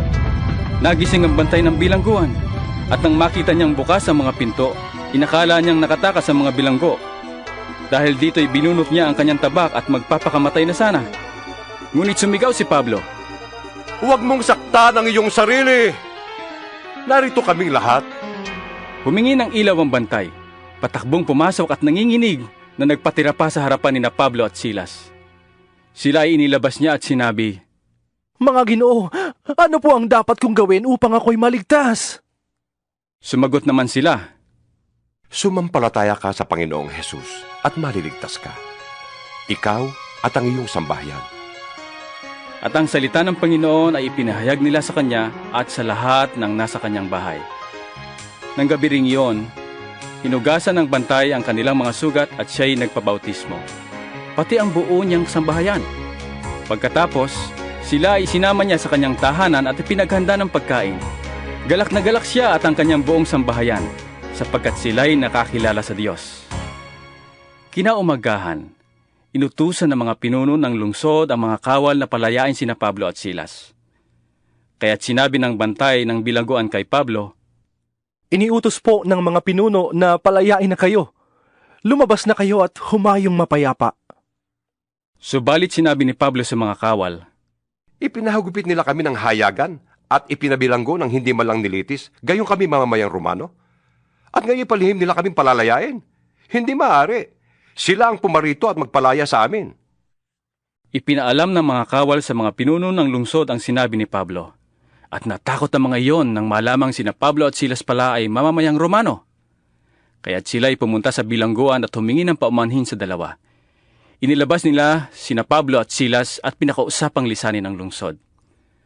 Pagkalabas ng bilangguan, sina Pablo at Silas ay nagtuloy sa bahay ni Lydia at dinatnan nila roon ang mga kapatid.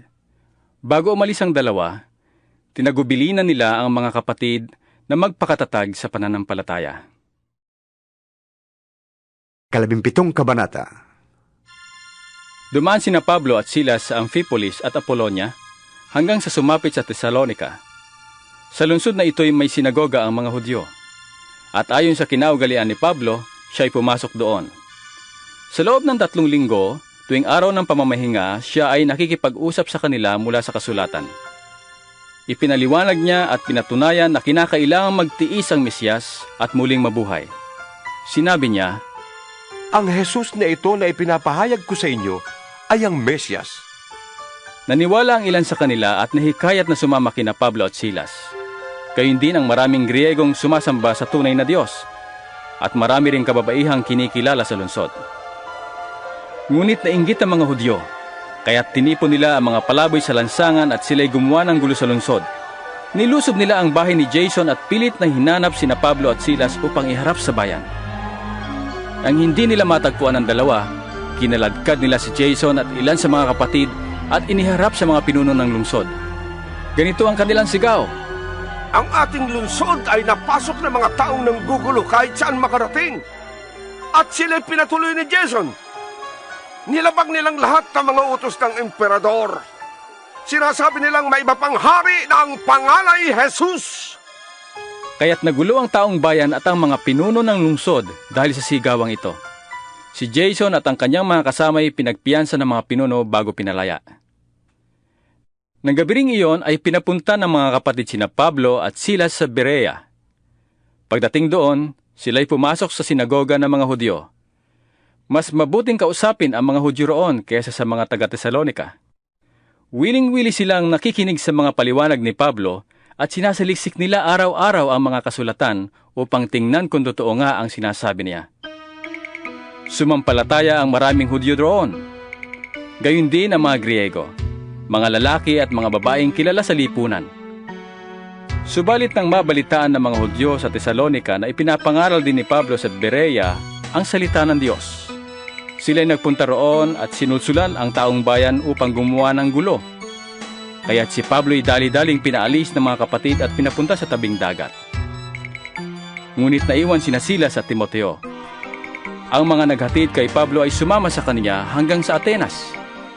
Pagkatapos, nagbalik sila sa Berea, taglay ang bilin ni Pablo kina Silas at Timoteo na sumunod sa kanya sa lalong madaling panahon.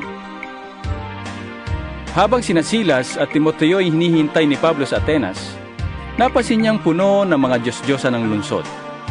Labis niyang ikinalungkot iyon, kaya't nakipag-usap siya sa loob ng mga sinagoga roon, sa mga Hudyo at sa mga Hintil na sumasamba sa Diyos, at sa sino mang makatagpo niya sa liwasang bayan araw-araw. Nakatalo rin niya ang ilang pilosopong Epikurio at Stoiko. Ano bang sinasabi sa atin ng nagmamarunong na yan? Sabi ng ilan. Sabi naman ng iba, nangangaral yata tungkol sa ibang mga Diyos. Sinabi nila iyon sapagkat nangangaral si Pablo tungkol kay Jesus at sa muling pagkabuhay. Siya isinama nila at iniharap sa kapulungan ng Areopago at tinanong, maaari bang malaman namin kung ano itong bagong aral na tinuturo mo? Bago sa aming pandinig ang sinasabi mo, kaya't ibig naming malaman ang kahulugan nito. Sapagkat walang ginagawa ang mga taga-Atenas at mga dayuhang naninirahan doon, kundi ang mag-usap-usap at makinig tungkol sa mga bagong turo.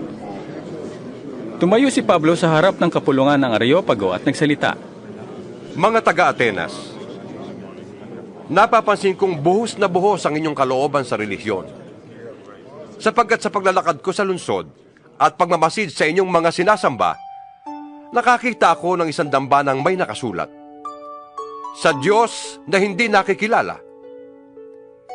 Ang Diyos na inyong sinasamba kahit hindi ninyo nakikilala ay siya kong ipinapahayag sa inyo. Siya na gumawa ng sanlibutan at lahat ng naririto, ang siyang Panginoon ng langit at lupa. Hindi siya tumitira sa mga templong ginawa ng tao. Hindi rin siya nangangailangan ng anumang tulong o paglilingkod ng tao. Sa halip, siya ang nagbibigay ng buhay, hininga at lahat ng bagay sa sangkatauhan.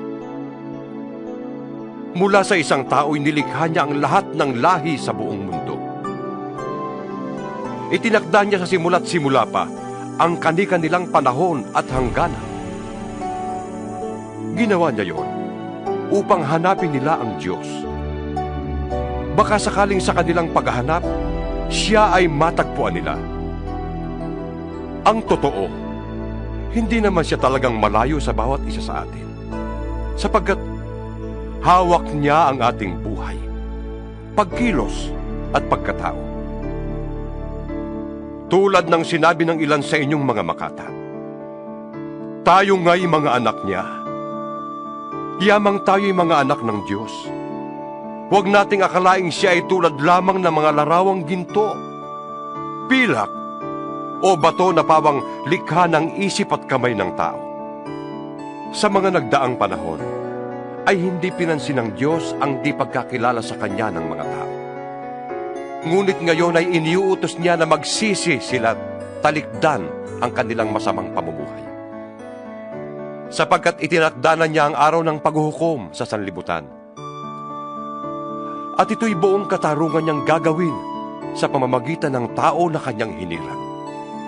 Pinatunayan niya ito sa lahat, nang ang taong yon ay kanyang muling binuhay.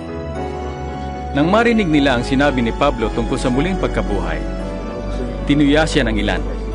Sinabi naman ng iba, ibig naming mapakinggan kang muli tungkol dito. At iniwan ni Pablo ang mga tao.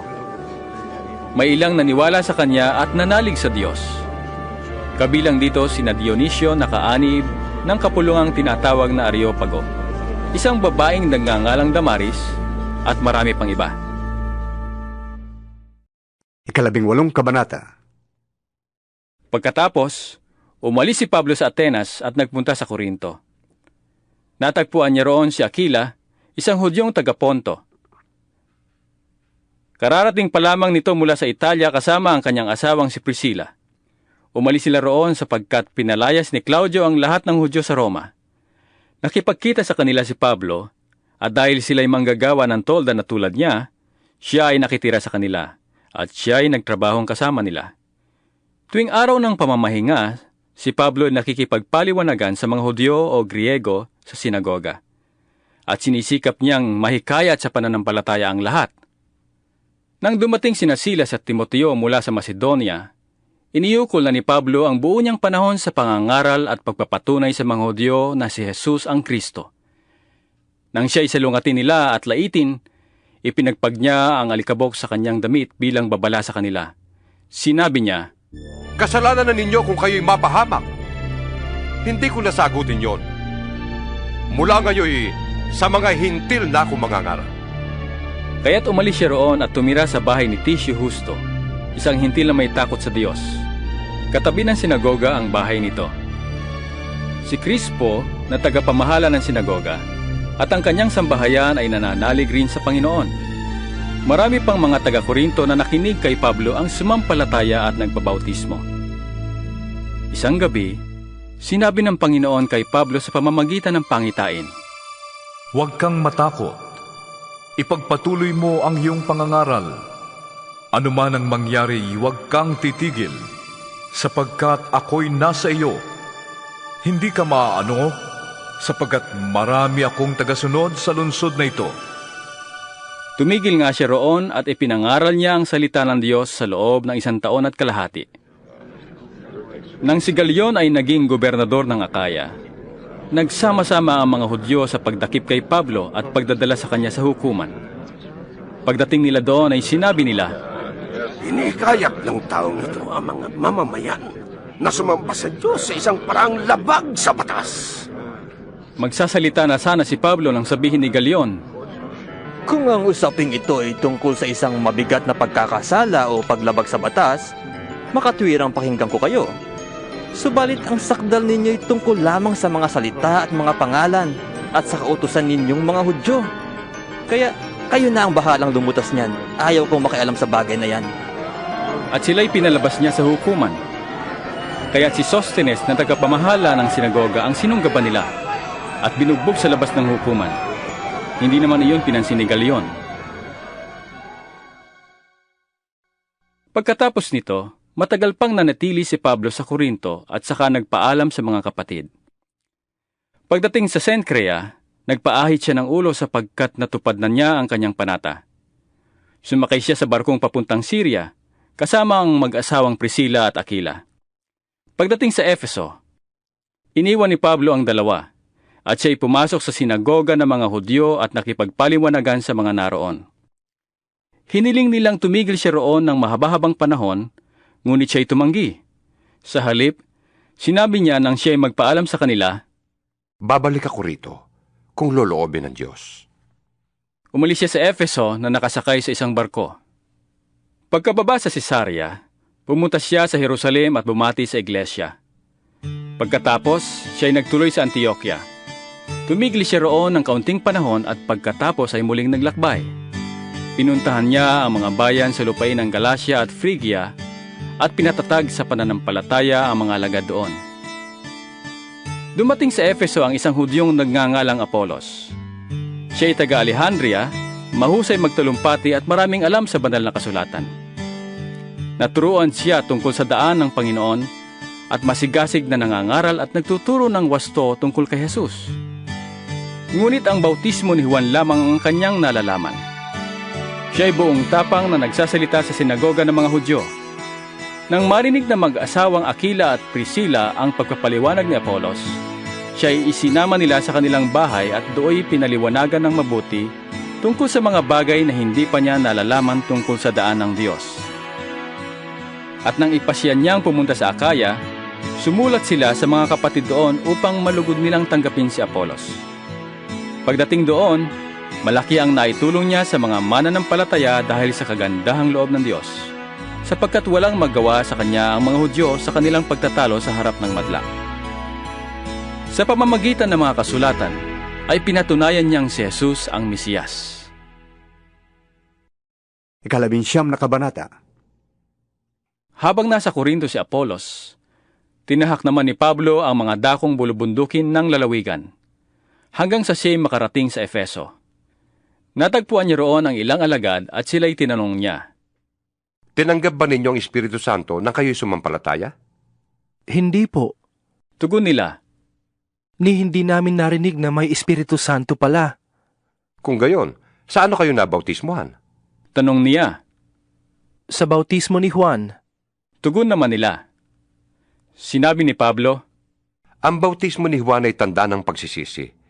Ipinangaral niya sa mga Israelita na dapat silang sumampalataya sa kasunod niya, na walang iba kundi si Jesus. Nang marinig nila iyon, nagpabautismo sila sa pangalan ng Panginoong Jesus. Nang ipatong ni Pablo ang kanyang kamay sa kanila, bumaba ang Espiritu Santo sa kanila at sila'y nagsalita ng kakaibang wika at nagpahayag ng mensaheng mula sa Diyos. Humigit kumulang sa 12 lalaki ang nagpabautismo. Si Pablo'y pumapasok sa sinagoga sa loob ng 3 buwan at siya'y buong tapang na nagsasalita sa mga naroon. Nakikipag-usap siya at hinihikayat ang mga tao na magpasakop sa paghahari ng Diyos. Ngunit may ilan sa kanila na nagmamatigas at ayaw sumampalataya at nagsasalita pa sila ng masama laban sa daan sa harap ng kapulungan. Kaya't iniwan ni Pablo ang sinagoga kasama ang mga mananampalataya at nagpatuloy ng kanyang pangangaral araw-araw sa paaralan ni Tirano.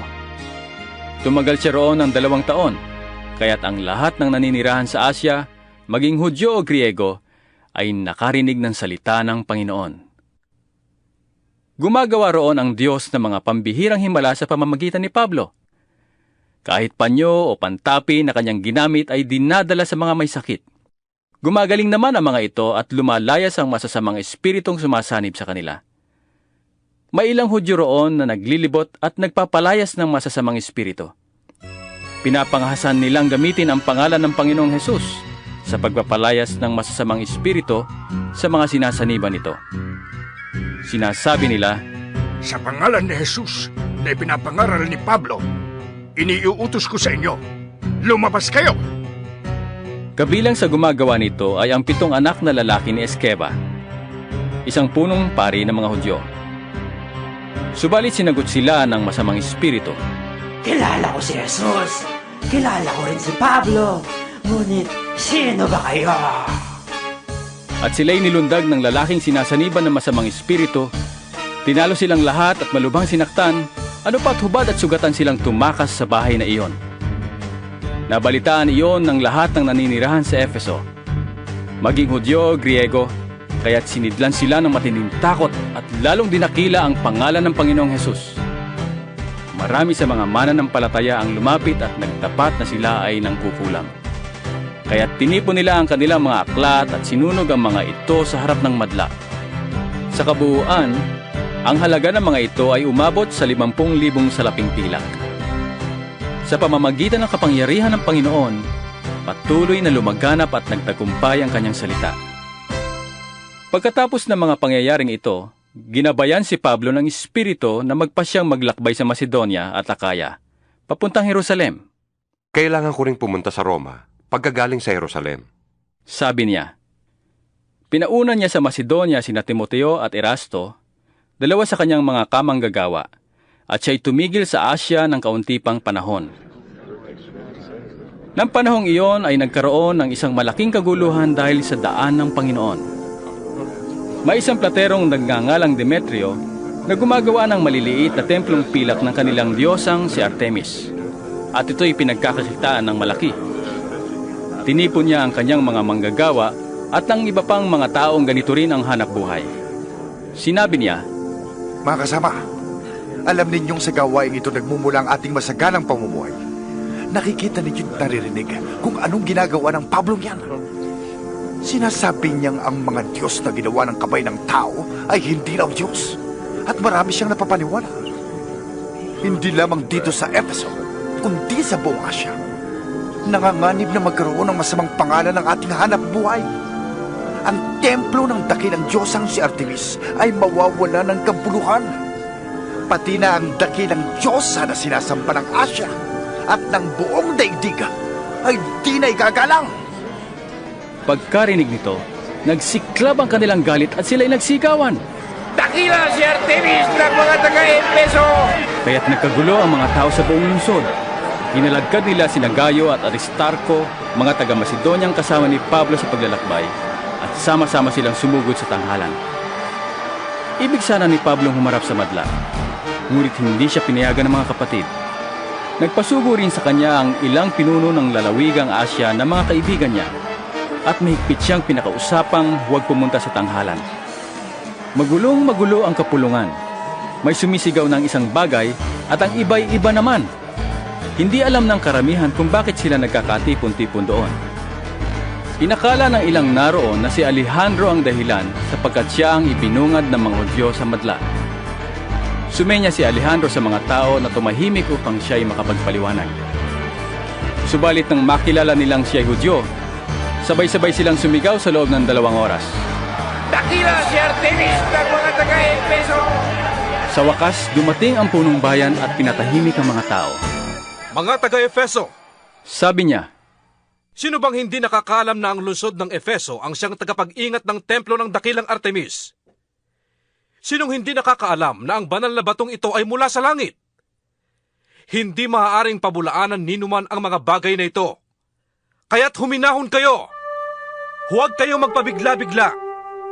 Hindi naman nagnanakaw sa templo ang mga taong dinala ninyo rito. Hindi rin nila nilalait ang ating Diyosa. Kung si Demetrio at ang mga platerong kasama niya ay may reklamo laban sa kaninuman, bukas ang mga hukuman at may mga hukom tayo. Doon sila magsakdat. Ngunit kung may iba pa kayong habol, maaaring pag-usapan niyan sa isang pangkalahatang pagpupulong ng mga mamamayan ayon sa batas. Dahil sa nangyari ngayong araw na ito, maaaring maparatangan tayo na nanggugulo sa bayan. Walang sapat na dahilan o katwiran ang kaguluhang ito. Pagkatapos, pinauwi na ng punong bayan ang mga tao. 20 kabanata. Nang tumigil na ang gulo, ipinatawag ni Pablo ang mga alagad at pinalakas ang kanilang loob. Pagkatapos, nagpaalam siya at nagpunta sa Macedonia. Dinalaw niya ang mga bayan-bayan doon at pinalakas ang loob ng mga alagad sa pamamagitan ng kanyang pangangaral. Nagpatuloy siya hanggang sa dumating siya sa Gresya at tumigil doon ng 3 buwan. Aalis na sana siya papuntang Syria, ngunit nabalitaan niyang may tangka ang mga Hudyo laban sa kanya, kaya't ipinasya niyang sa Macedonia na uli magdaan sa kanyang pagbabalik.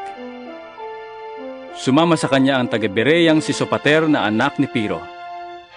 Gayon din sina Aristarco at Segundo na mga taga-Tesalonica, si Gayo na taga-Derbe, si Timoteo at sina Tikiko at Trofimo na mga taga-Asya. Nauna sila at naghintay sa amin sa Troas. Kami naman ay naglayag mula sa Filipos pagkaraan ng pista ng tinapay na walang pampaalsa. At dumating kami sa Troas sa 5 araw. Nanatili kami roon ng 7 araw. Nang Sabado ng gabi, kami nagkakatipon upang magpira-piraso ng tinapay. Si Pablo'y nangaral sa kanila hanggang hating gabi, sapagkat aalis na siya kinabukasan. Maraming ilaw sa silid sa itaas na pinagtitipunan namin. Nakaupo sa bintana ang isang binata na ang pangalay Eutico. Dahil sa kahabaan ng pagsasalita ni Pablo, si Eutico ay inantok at nakatulog ng mahimbing. Nahulog siya mula sa 3 palapag na kanyang kinaroroonan, kaya't patay na siya ng buhatin. Ngunit nanaog si Pablo at niyakap siya. Huwag kayong magkagulo, sabi niya. Buhay siya. Muling pumanhik si Pablo at nagpira-piraso ng tinapay. Pagkatapos, nagpatuloy siya ng pangangaral sa kanila hanggang sa mag-uumaga. Saka umalis. Ang binata naman ay buhay na inihatid sa kanyang bahay, at ito'y nagdulot sa kanila ng malaking kaaliwan. Sumakay kami sa barkong papuntang Ason. Doon kami magkikita ni Pablo ayon sa bilin niya sa amin, sapagkat sa lupa siya dadaan papunta roon. Nang magkita kami sa Ason, sumakay siya sa sinasakyan namin at sama-sama kaming pumunta sa Mitilene. Mula roon, patuloy kaming naglakbay at kinabukas ay dumating kami sa tapat ng Quio. Nang sumunod na araw, dumaan kami sa Samos, at makaraan ang isa pang araw ay dumating kami sa Mileto. Ipinasya ni Pablong lampasan ng Efeso upang huwag siyang maantala sa Asya, sapagkat ibig niyang nasa Jerusalem na siya sa araw ng Pentecostes. Mula sa Mileto, ipinatawag ni Pablo ang mga pinuno ng iglesia sa Efeso. Pagdating nila ay kanyang sinabi, Nalalaman ninyo kung paano ko ginugol ang buong panahong ipinamalagi ko sa inyong piling. Mula noong unang araw na ako'y tumuntong sa Asya. Naglingkod ako sa Panginoon ng buong kapakumbabaan at lumuluhang nagtiis ng maraming pagsubok dahil sa mga pagtatangka ng mga Hudyo. Sa aking pagtuturo at pangangaral sa inyo, maging sa harapan ng madla o sa bahay-bahay, hindi ako nangiming magsabi sa inyo ng anumang ikabubuti ninyo. Maging Hudyo o Griego, ay pinapangaralan kong tumalikod sa kasalanan, manumbalik sa Diyos, at manalig sa ating Panginoong Hesus. Ngayon, sa utos ng Espiritu Santo, ako'y pupunta sa Jerusalem at hindi ko alam kung anong mangyayari sa akin doon. Ang tanging nalalaman ko ay ito, na sa bawat bayang dinaanan ko, ipinapahayag sa akin ng Espiritu Santo na ang naghihintay sa akin ay pagkabilanggo at kapighatian. Subalit, walang halaga sa akin ang aking buhay. Maganap ko lamang ang aking tungkulin at matapos ang gawaing ibinigay sa akin ng Panginoong Hesus. Ang pagpapahayag ng magandang balita tungkol sa kagandahang loob ng Diyos sa tao. Nakisalamuha ako sa inyo habang nangangaral tungkol sa paghahari ng Diyos. Ngayon, alam kong hindi na ninyo ako makikita muli. Kaya't sa araw na ito'y sinasabi ko, hindi ako mananagot kung mapahamak ang sino man sa inyo, sapagkat ipinahayag ko na sa inyo ang layunin ng Diyos. Wala akong inilihim na anuman. Ingatan ninyo ang inyong sarili at ang buong kawan, sapagkat sila'y inilagay ng Espiritu Santo sa inyong pag-iingat. Pangalagaan ninyo ang iglesia ng Diyos na kanyang tinubos sa pamamagitan ng dugo ng kanyang anak.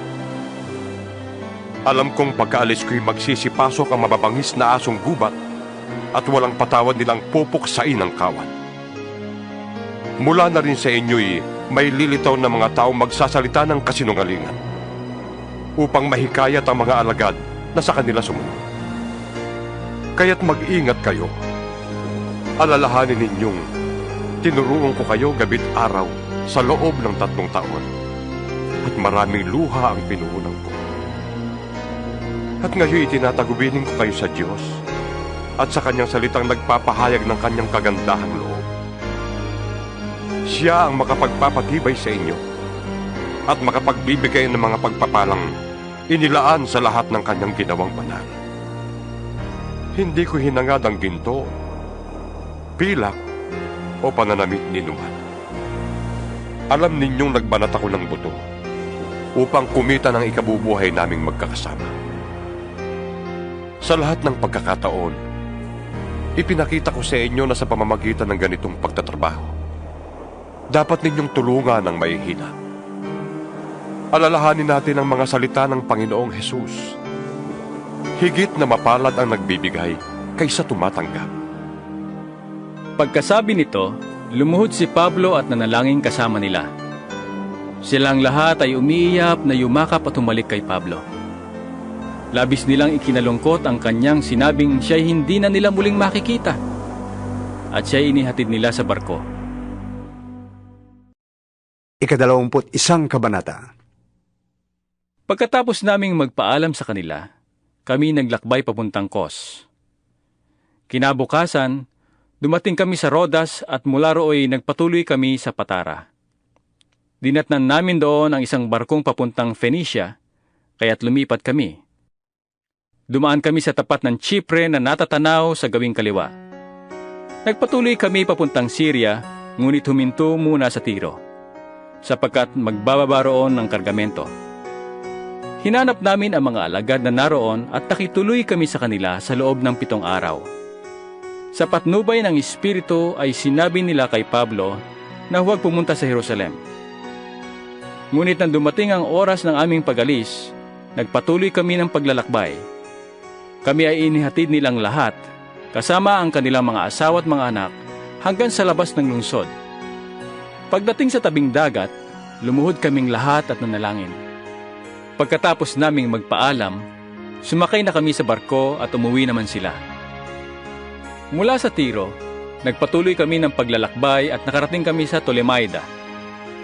Nakipagkita kami sa mga kapatid at tumigil doon ng isang araw. Kinabukasan, tumuloy kami sa Cesarea sa bahay ng Ebanghelistang si Felipe, isa sa 7 lalaking hinirang noong una sa Jerusalem. Siya ay may 4 na anak na dalaga na pawang mga propeta. Makalipas ang ilang araw, dumating mula sa Judea ang isang propetang ang pangalay Agabo. Pinuntahan niya kami, kinuha ang pamigkis ni Pablo at ginapos ang sariling paa at kamay. Sabi niya, "Ito ang sabi ng Espiritu Santo. Ganito gagapusin ng mga Hudyo sa Jerusalem ang may-ari ng pamigkis na ito, at siya'y ibibigay sa kamay ng mga hintil." Pagkarinig nito, kami naman at ang mga taga roon ay nakiusap kay Pablo na huwag na siyang pumunta sa Jerusalem. Ngunit sumagot si Pablo, Bakit kayo nananangis? Pinapahirapan ninyo ang loob ko. Handa ako hindi lamang pagapos kundi kahit mamatay sa Jerusalem kung kailangan. Alang-alang sa pangalan ng Panginoong Jesus. Tumigil na kami nang hindi namin siya mapigil. Nasabi na lamang namin, Masunod ang kalooban ng Panginoon. Makalipas ang ilang araw, gumayak kami at umalis papuntang Jerusalem. Sumama sa amin ang ilan sa mga alagad na taga Cesarea at dinala nila kami sa bahay ni Minason na taga Chipre at doon kami nakituloy. Siya'y matagal nang mananampalataya. Pagdating sa Jerusalem, malugod kaming tinanggap ng mga kapatid. Kinabukasan, kami ni na Pablo'y nakipagkita kay Santiago. Naroon din ang mga pinuno ng iglesia. Binati ni Pablo ang mga naroon at isa-isa niyang isinalaysay ang mga bagay na ginawa ng Diyos sa mga hintil sa pamamagitan ng kanyang paglilingkod. Nang marinig nila ito, sila'y nagpuri sa Diyos at kanilang sinabi kay Pablo, Alam mo kapatid, may ilang libo na ang Hudyong nananalig kay Jesus at silang lahat ay mahigpit sa pagtupad ng kautusan. May nakapagbalita sa kanila na itinuturo mo sa lahat ng Hudyong naninirahan sa mga bansang hentil na talikdan na ang kautusan ni Moises at sinasabi mo raw na huwag na nilang tuliin ang kanilang mga anak ni sundin ang kaugalian ng mga Hudyo? Ano ngayon ang nararapat nating gawin? Tsak na mababalitaan nilang dumating ka. Ganito ang gawin mo. Meron ditong 4 na lalaking may panata. Isama mo sila at tuparin ninyo ang paglilinis ayon sa kautusan. Ikaw ang bahala sa mga gastos at nang sa gayon ay mapapaahitan na nila ang kanilang ulo. Sa ganitong paraay, malalaman ng lahat na hindi totoo ang balita tungkol sa iyo, kundi sumusunod ka sa kautusan ni Moises. Tungkol naman sa mga mananampalatayang hentil, isinulat na namin sa kanila ang aming pasya. Huwag silang kakain ng anumang inihandog sa Diyos-Diyosan, huwag kakain ng dugo at ng hayop na binigti, at huwag makikiapid. Kinabukasan, isinama nga ni Pablo ang mga lalaki at isinagawa nila ang paglilinis. Pagkatapos, siya'y pumasok sa templo at ipinagbigay alam kung kailan matatapos ang takdang panahon ng paglilinis upang maiyalay ang handog para sa bawat isa sa kanila. Nang matatapos na ang takdang 7 araw, si Pablo ay nakita sa templo ng ilang Hudyong taga-Asya. Sinunggaban nila si Pablo at sumigaw, Mga kababayan, tulungan niyo kami! Ang taong ito ang nagtuturo sa lahat laban sa bansang Israel, laban sa kautusan ni Moises at laban sa templo saan man siya makarating. Nagsama pa siya ng mga Griego sa loob ng templo. Nilapastangan niya ang banal na lugar na ito. Ganoon ang sinabi nila sapagkat nakita nilang kasama ni Pablo sa lungsod si Tropimo na taga-Efeso. Inakala nilang isinama siya ni Pablo sa loob ng templo. Nagulo ang buong lungsod at dumagsa ang mga taong bayan. Sinunggaban nila si Pablo at kinaladkad palabas sa templo at biglang sinara ang pintuan. Balak nilang patayin si Pablo. Ngunit nabalitaan ng pinuno ng mga sundalo na nagkakagulo sa buong Jerusalem. kaya't nagsama agad siya ng mga opisyal at mga kawal. At dali-daling nagtungo sa kinaroroonan ng mga tao. Pagkakita sa kanila, itinigil ng mga tao ang pagbugbog kay Pablo. Lumapit ang pinuno, dinakip si Pablo at ipinagapos ng 2 tanikala. Sino ang taong ito? Tanong niya. Ano ang kanyang ginawa? Iba-iba ang isinisigaw ng mga tao. At dahil sa gulo ay hindi maliwanagan ng pinuno ang nangyari. Kaya't ipinadala niya si Pablo sa himpilan. Pagdating nila sa hagdanan, si Pablo ay binuhat na ng mga kawal sapagkat naging marahas ang mga tao na sumusunod sa kanila at sumisigaw. Patayin siya! Nang ipapasok na si Pablo sa himpilan, nakiusap siya sa pinuno. Maaari ko ba kayong makausap? Marunong ka ng Griego? Tanong ng pinuno. Kung gayon, hindi ikaw ang Ehipsyong kailan lamang ay nanguna sa paghihimagsik at namundok na kasama ng 4,000 lalaki? Sumagot si Pablo. Ako po'y isang Hudyo, tubo sa Tarso ng Cilicia at mamamayan ng kilalang lungsod na iyon. Ipinapakiusap ko sa inyo na ako'y payagan ninyong makapagsalita sa mga tao. Pinayagan naman siya ng pinuno, kaya't tumayo si Pablo sa baitang at sumenya sa mga tao. At nang sila'y tumahimik, nagsalita si Pablo sa wikang Hebreo. 22 kabanata. Mga magulang at mga kapatid, pakinggan ninyo ang sasabihin ko ngayon bilang pagtatanggol sa aking sarili. Nang siya'y marinig nilang nagsasalita sa wikang Hebreo, lalo silang tumahimik. Nagpatuloy si Pablo. Ako'y isang Hudyong ipinanganak sa Tarso, sa lalawigan ng Cilicia, ngunit lumaki rito sa Jerusalem. Ang aking guro ay si Gamaliel, at buong higpit niya akong tinuruan sa kautusan ng ating mga ninuno. Ako'y masugid na naglilingkod sa Diyos tulad ninyong lahat na naririto ngayon. Inusig ko at ipinapatay ang mga sumusunod sa daang ito. Ipinagapos ko sila at ipinabilanggo, maging lalaki o maging babae. Ang pinakapunong pari ng mga Hudyo at ang buong kapulungan ng mga pinuno ng bayan ang makapagpapatotoo tungkol dito. Binigyan pa nga nila ako ng mga sulat para sa mga Hudyo sa Damasco, kaya't pumunta ako roon upang dakpin ang mga kaalib ng daang ito at dalhin sila dito sa Jerusalem upang parusahan. Magtatanghaling tapat noon at malapit na ako sa Damasco. Kumislap sa aking paligid ang isang matinding liwanag mula sa langit. Napasubasub ako sa lupa at narinig ko ang isang tinig na nagsalita sa akin. Saulo, Saulo, bakit mo ko inuusig? Ako'y sumagot, sino po kayo, Panginoon? Ako'y si Jesus na taga Nazaret, tugon ng tinig. Nakita ng mga kasama ko ang liwanag, ngunit hindi nila narinig ang tinig na nagsasalita sa akin. Ano po ang gagawin ko, Panginoon? Tanong ko. At tumugon siya ulit. Tumayo ka at pumunta sa Damasco. Sasabihin sa iyo roon ang lahat ng itinakda na dapat mong gawin. Nabulag ako dahil sa matinding liwanag na yon. Kaya't ako'y inakay na lamang ng mga kasama ko papunta sa Damasco. May isang lalaki sa Damasco na ang pangalay Ananias. Siya'y may takot sa Diyos. Sumusunod sa kautusan at iginagalang ng mga Hudyong naninirahan doon. Pinuntahan niya ako. Tumayo sa tabi ko at sinabi sa akin, Kapatid na Saulo, makakakita ka ng muli. At noon din nakakita akong muli at tumingin ako sa kanya.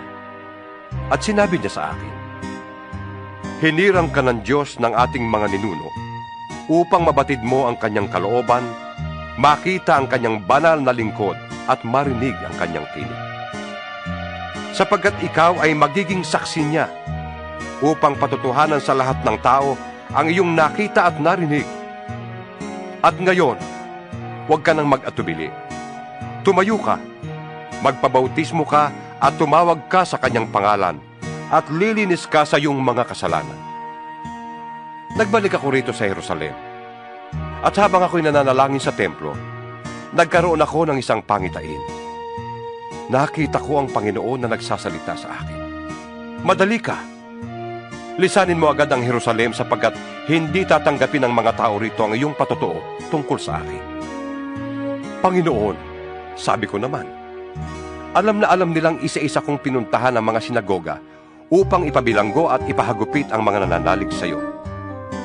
At nang patayin si Esteban na iyong saksi, ako ay naroon at sumang-ayon pa sa ginawa nila. Ako pa nga ang nagbantay sa mga damit ng mga pumatay sa kanya. Ngunit sinabi sa akin ng Panginoon, humayo ka, sapagkat susuguin kita sa malayo, sa mga hintil.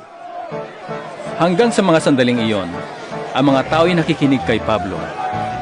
Ngunit pagkarinig sa huli niyang sinabi, sila ay nagsigawan. Patayin ang taong yan! Hindi siya dapat mabuhay! Patuloy sila sa pagsisigawan, pagsasabi ng alikabok sa hangin, at paghahagis ng kanilang mga balabal. Kaya't iniutos ng pinuno ng mga sundalo na dalhin si Pablo sa himpilan at hagupitin upang malaman kung bakit ganoon na lamang ang sigawan ng mga Hudyo laban sa kanya. Ngunit nang siya'y magapos na nila ng panaling balat, sinabi ni Pablo sa kapitang naroon, Ipinapahintulot ba ng batas na hagupitin ng isang mamamayang Romano kahit wala pang hatol ng hukuman? Nang marinig ito ng kapitan, pumunta siya sa pinuno at sinabi, Paano ito? Mamamayang Romano pala ang taong yon. Kaya't lumapit kay Pablo ang pinuno ng mga sundalo at siya'y tinanong, Ikaw nga ba'y Romano? Oo, sagot niya. Sinabi ng pinuno, Malaki nagugol ko para maging mamamayang Romano. Ngunit ako'y isinilang na mamamayang Romano. Sabi naman ni Pablo. Dali-daling lumayo ang mga magsisiyasat sa kanya. Natakot din ang pinuno ng mga sundalo sapagkat ipinagapos niya si Pablo, gayong ito pala ay isang Romano. Ibig matiyak ng pinuno kung ano nga ang sakdal ng mga Hudyo laban kay Pablo. Kaya't kinabukasan, ipinatawag niya sa isang pulong ang mga punong pari at ang buong Sanhedrin. Pinakalagan naman niya si Pablo, ipinanaog at iniharap sa kanila. 23 kabanata. Tumingin si Pablo sa kanila at sinabi, Mga kapatid, namumuhay akong malinis ang budhi sa harap ng Diyos hanggang sa araw na ito. Pagkarinig nito'y iniutos ng pinakapunong pari na si Ananias sa mga taong nakatayo sa tabi ni Pablo na sampalin ito sa bibig. Sinabi ni Pablo, Hahampasin ka ng Diyos. Ikaw na mapagkunwari. Nakaluklukarian upang hatulan ako ayon sa kautusan.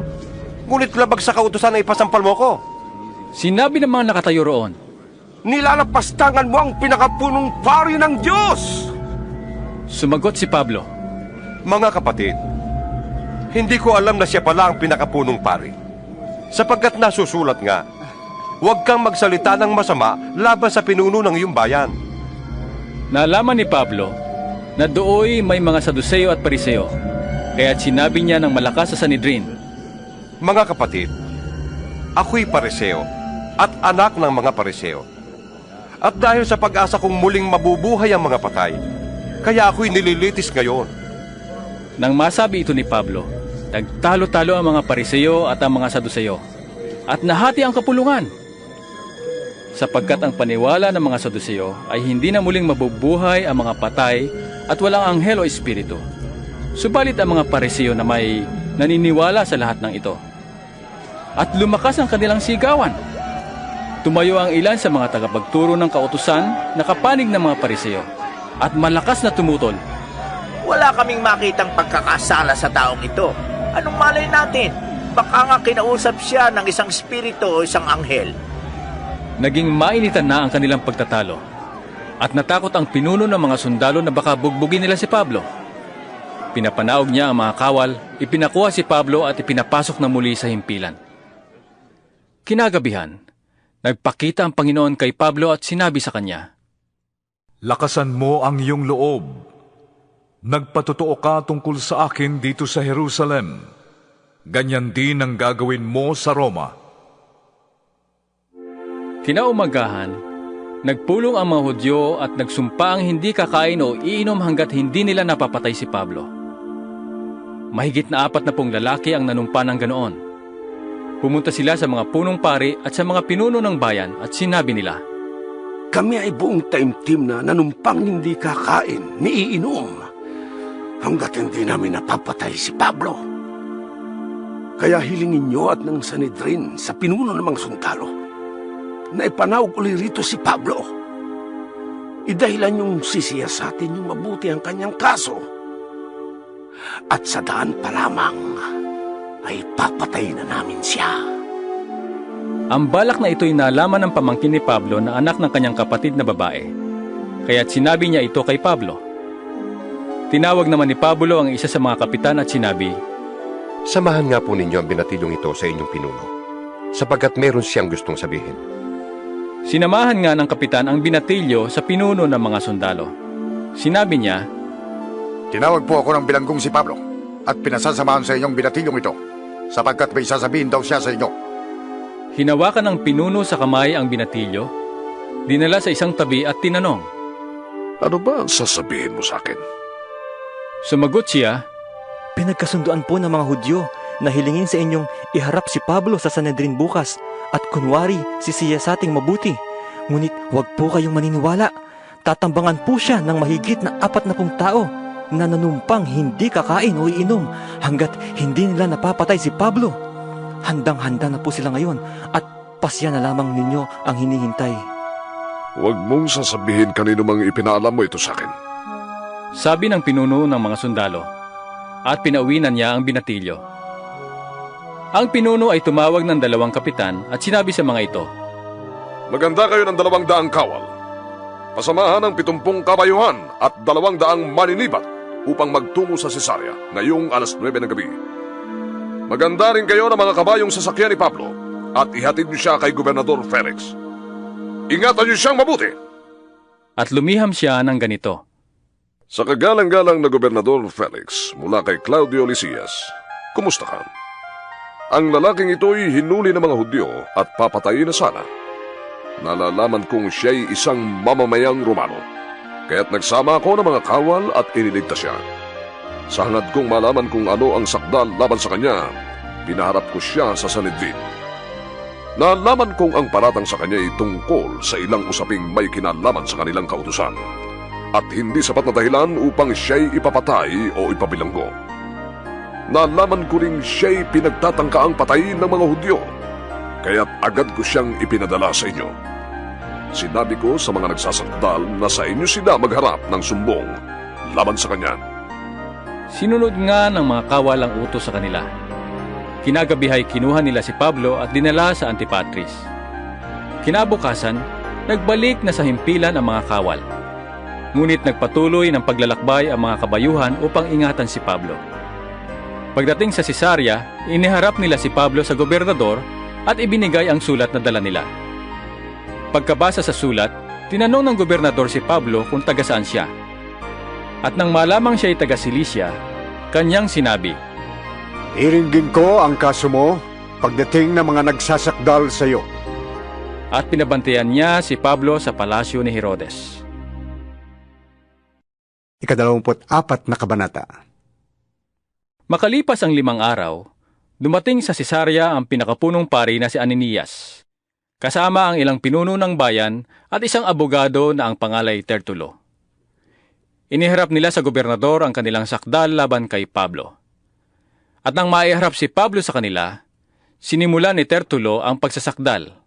Sinabi niya, "Kagalang-galang na Gobernador Felix, utang namin sa inyong matalinong pamumuno ang kapayapaang matagal na naming tinatamasa. Gayon din ang mga pagbabago para sa ikauunlad ng aming bansa. Ito'y kinikilala naming utang na loob at lubos namin kayong pinasasalamatan saan man at magpakailanman. Ngunit upang kayo ay huwag nang labis na maabala, mangyari lamang na kami pakinggan ninyong sandali. Natuklasan namin ang taong ito'y nanggugulo. Isa siyang pasimuno ng sekta ng mga Nazareno at ginugulo niya ang mga Hudyo saan man siya makarating. Pati ang templo namin ay tinangka niyang lapastanganin, kaya hinuli namin siya. Sa pagsisiyasat ninyo sa kanya, malalaman ninyo ang lahat ng sumbong namin laban sa kanya." Pinatotohanan naman ng mga Hudyong naroroon ang lahat ng sinabi ni Tertulo. Si Pablo ay sinenyasan ng gobernador upang magsalita, kaya't sinabi niya, Kagalang-galang na gobernador, nalalaman kong kayo'y matagal ng hukom sa bansang ito, kaya't ikinagagala kong ipagtanggol ang aking sarili sa harap ninyo. Wala pang 12 araw mula nang ako'y dumating sa Jerusalem upang sumamba. Matitiyak niyo yan kung kayo'y magsisiyasat. Minsan man, ay hindi nila ako nakitang nakikipagtalo kanino man sa loob ng templo, o gumagawa ng gulo sa sinagoga, o sa alinmang dako ng lungsod. Wala silang maiaharap na katibayan sa kanilang mga paratang laban sa akin. Inaamin kong ang pagsamba ko sa Diyos ng aming mga ninuno ay ayon sa daan na sinasabi nilang maling pananampalataya. Subalit, naniniwala rin ako sa lahat ng nasusulat sa kautusan at sa mga aklat ng mga propeta. Tulad nila, sumasampalataya din akong muling bubuhayin ng Diyos ang lahat ng tao, matuwid at hindi matuwid. Kaya't pinagsisikapan kong laging maging malinis ang aking budhi sa harap ng Diyos at ng tao. Ilang taon akong nawala sa Jerusalem at nagbalik ako upang maghatid ng tulong sa mga kababayan ko at maghandog sa Diyos. Natapos ko ng tuparin ang paglilinis ayon sa kautusan at nag-aalay ako ng aking handog nang datnan nila ako sa templo na di kasama ng karamihan at wala namang gulo. May mga Hudyong galing sa Asya na naroroon. Sila sanang naparito upang magharap ng sakdal kung sila'y may nakitang anumang dapat iparatang laban sa akin. O kaya naman, magsabi ang mga taong naririto kung ano ang pagkakasalang nagawa ko nang ako'y iharap sa Sanhedrin. Liban lamang marahil sa isinigaw kong ito sa harap nila. Dahil sa pag-asa kong muling mabubuhay ang mga patay, ako'y nililitis sa harapan ninyo ngayon. Si Felix ay may sapat na kaalaman tungkol sa daan, kaya't ipinagpaliban muna niya ang paglilitis. Sinabi niya, Hahatulan ko ang iyong kaso pagdating ni Lisias. Pagkatapos, iniutos niya sa kapitan na pabantayan si Pablo. Subalit huwag ihigpitan kundi hayaang dalawin at tulungan ng kanyang mga kaibigan. Makaraan ng ilang araw, dumating si Felix kasama ang asawa niyang si Drusilla na isang Hudyo. Ipinatawag niya si Pablo at pinakinggan ang sinasabi nito tungkol sa pananalig kay Kristo Jesus. Ngunit nang magpatuloy si Pablo ng pagsasalita tungkol sa pagiging matuwid, pagpipigil sa sarili, at sa darating na paghuhukom, natakot si Felix. Kaya't sinabi niya, Makakalis ka na. Ipapatawag kita uli kapag may panahon na ako. Malimit niyang ipatawag at kausapin si Pablo sa pag-asang susuhulan siya nito. Makaraan ng 2 taon, si Felix ay napalitan ni Porcio Festo. Sa hangad ni Felix na bigyan lugod ang mga Hudyo, si Pablo ay hinayaan niya sa bilangguan. 25 kabanata. Dumating si Festo sa lalawigang pangangasiwaan niya, at pagkaraan ng 3 araw, pumunta siya sa Jerusalem mula sa Cesarea. Lumapit sa kanya ang mga punong pari at ang mga pinuno ng mga Hudyo, at idinulog ang sakdal laban kay Pablo. Hiniling nila sa gobernador na ipadala si Pablo sa Jerusalem, sapagkat may balak silang tambangan siya at patayin.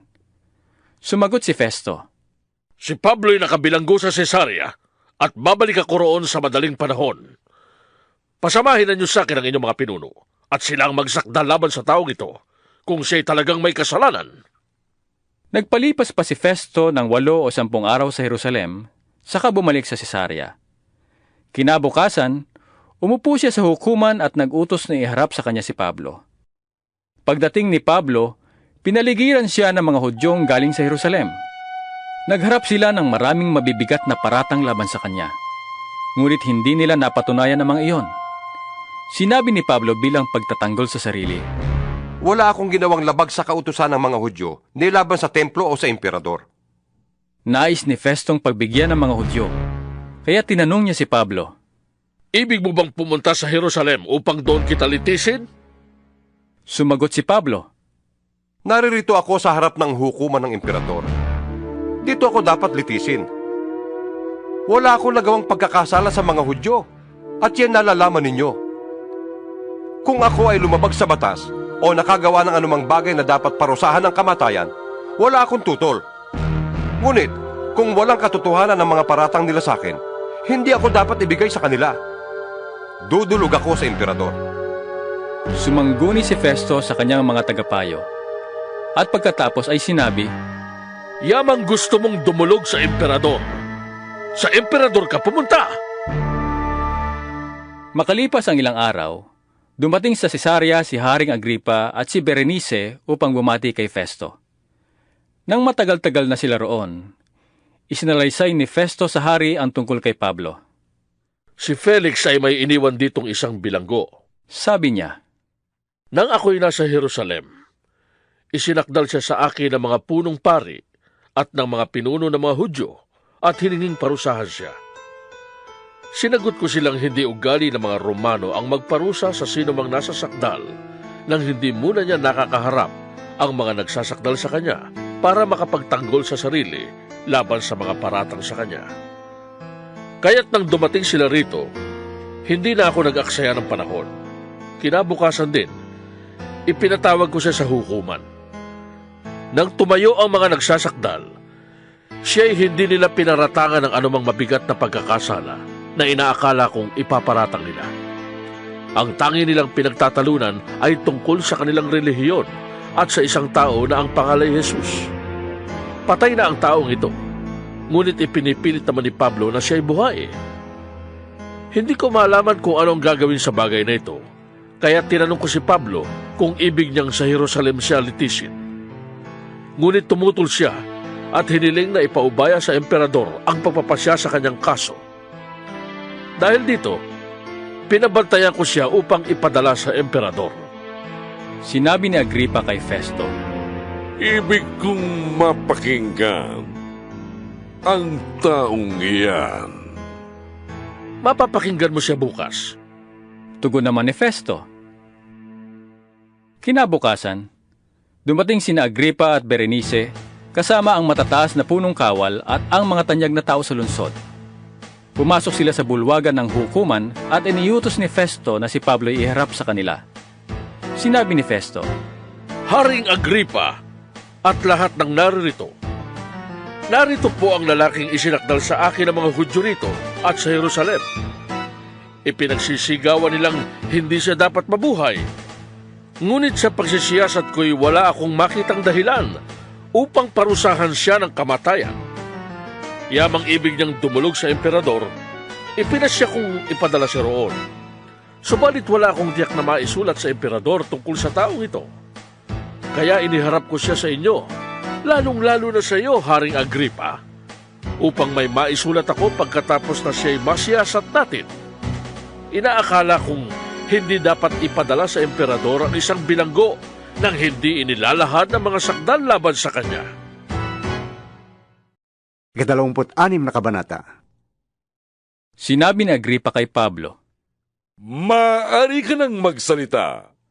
Anong masasabi mo tungkol sa iyong sarili? Nagbigay galang si Pablo at nagsalita bilang pagtatanggol sa sarili.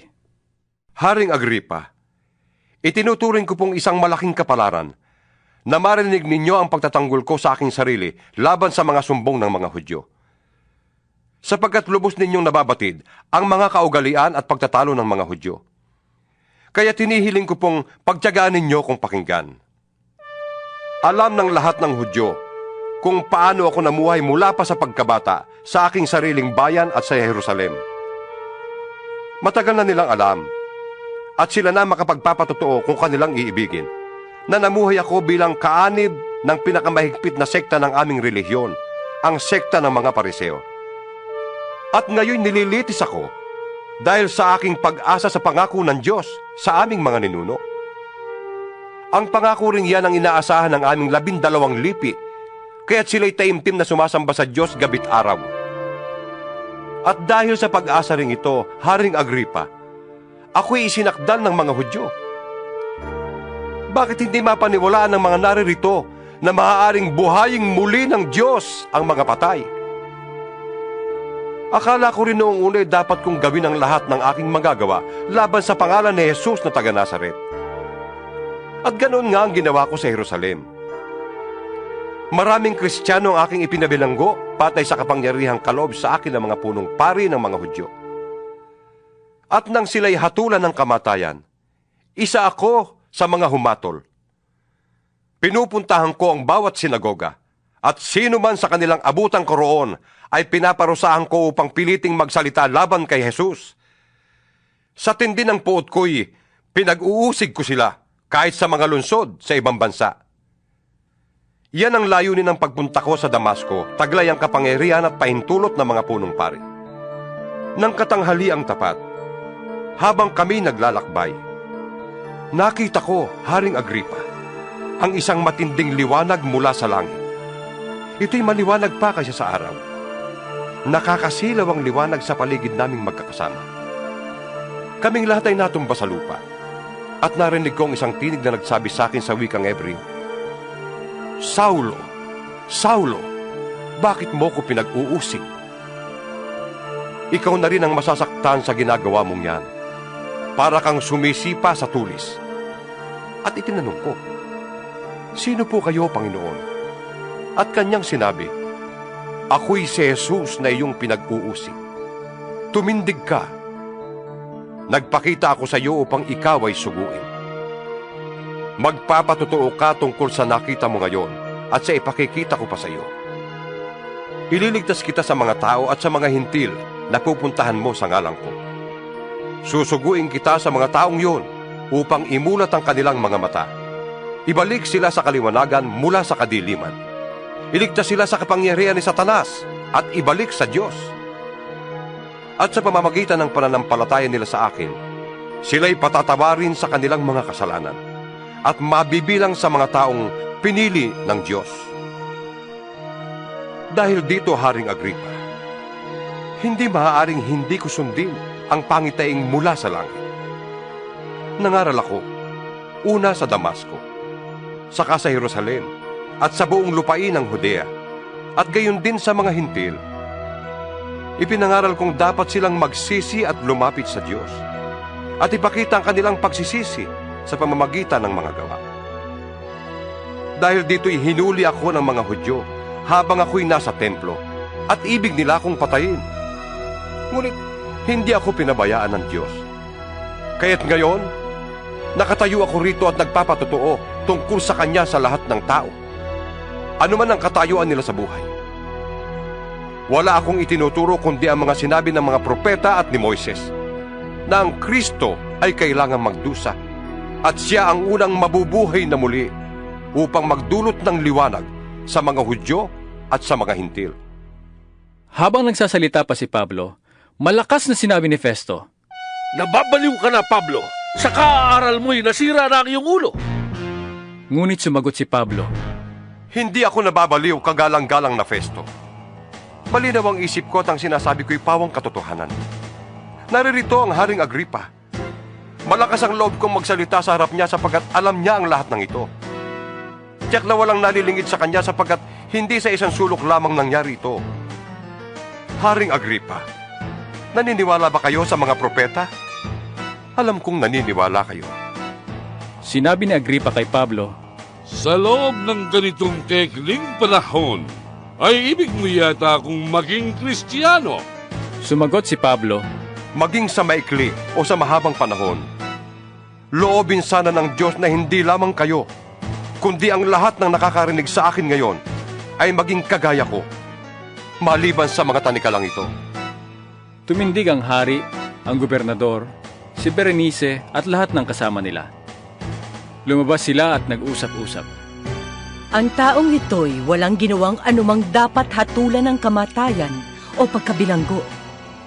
At sinabi pa ni Agripa kay Festo, Kung hindi niya lamang hiniling na idulog ang kanyang kaso sa emperador, maaari na sana siyang palayain.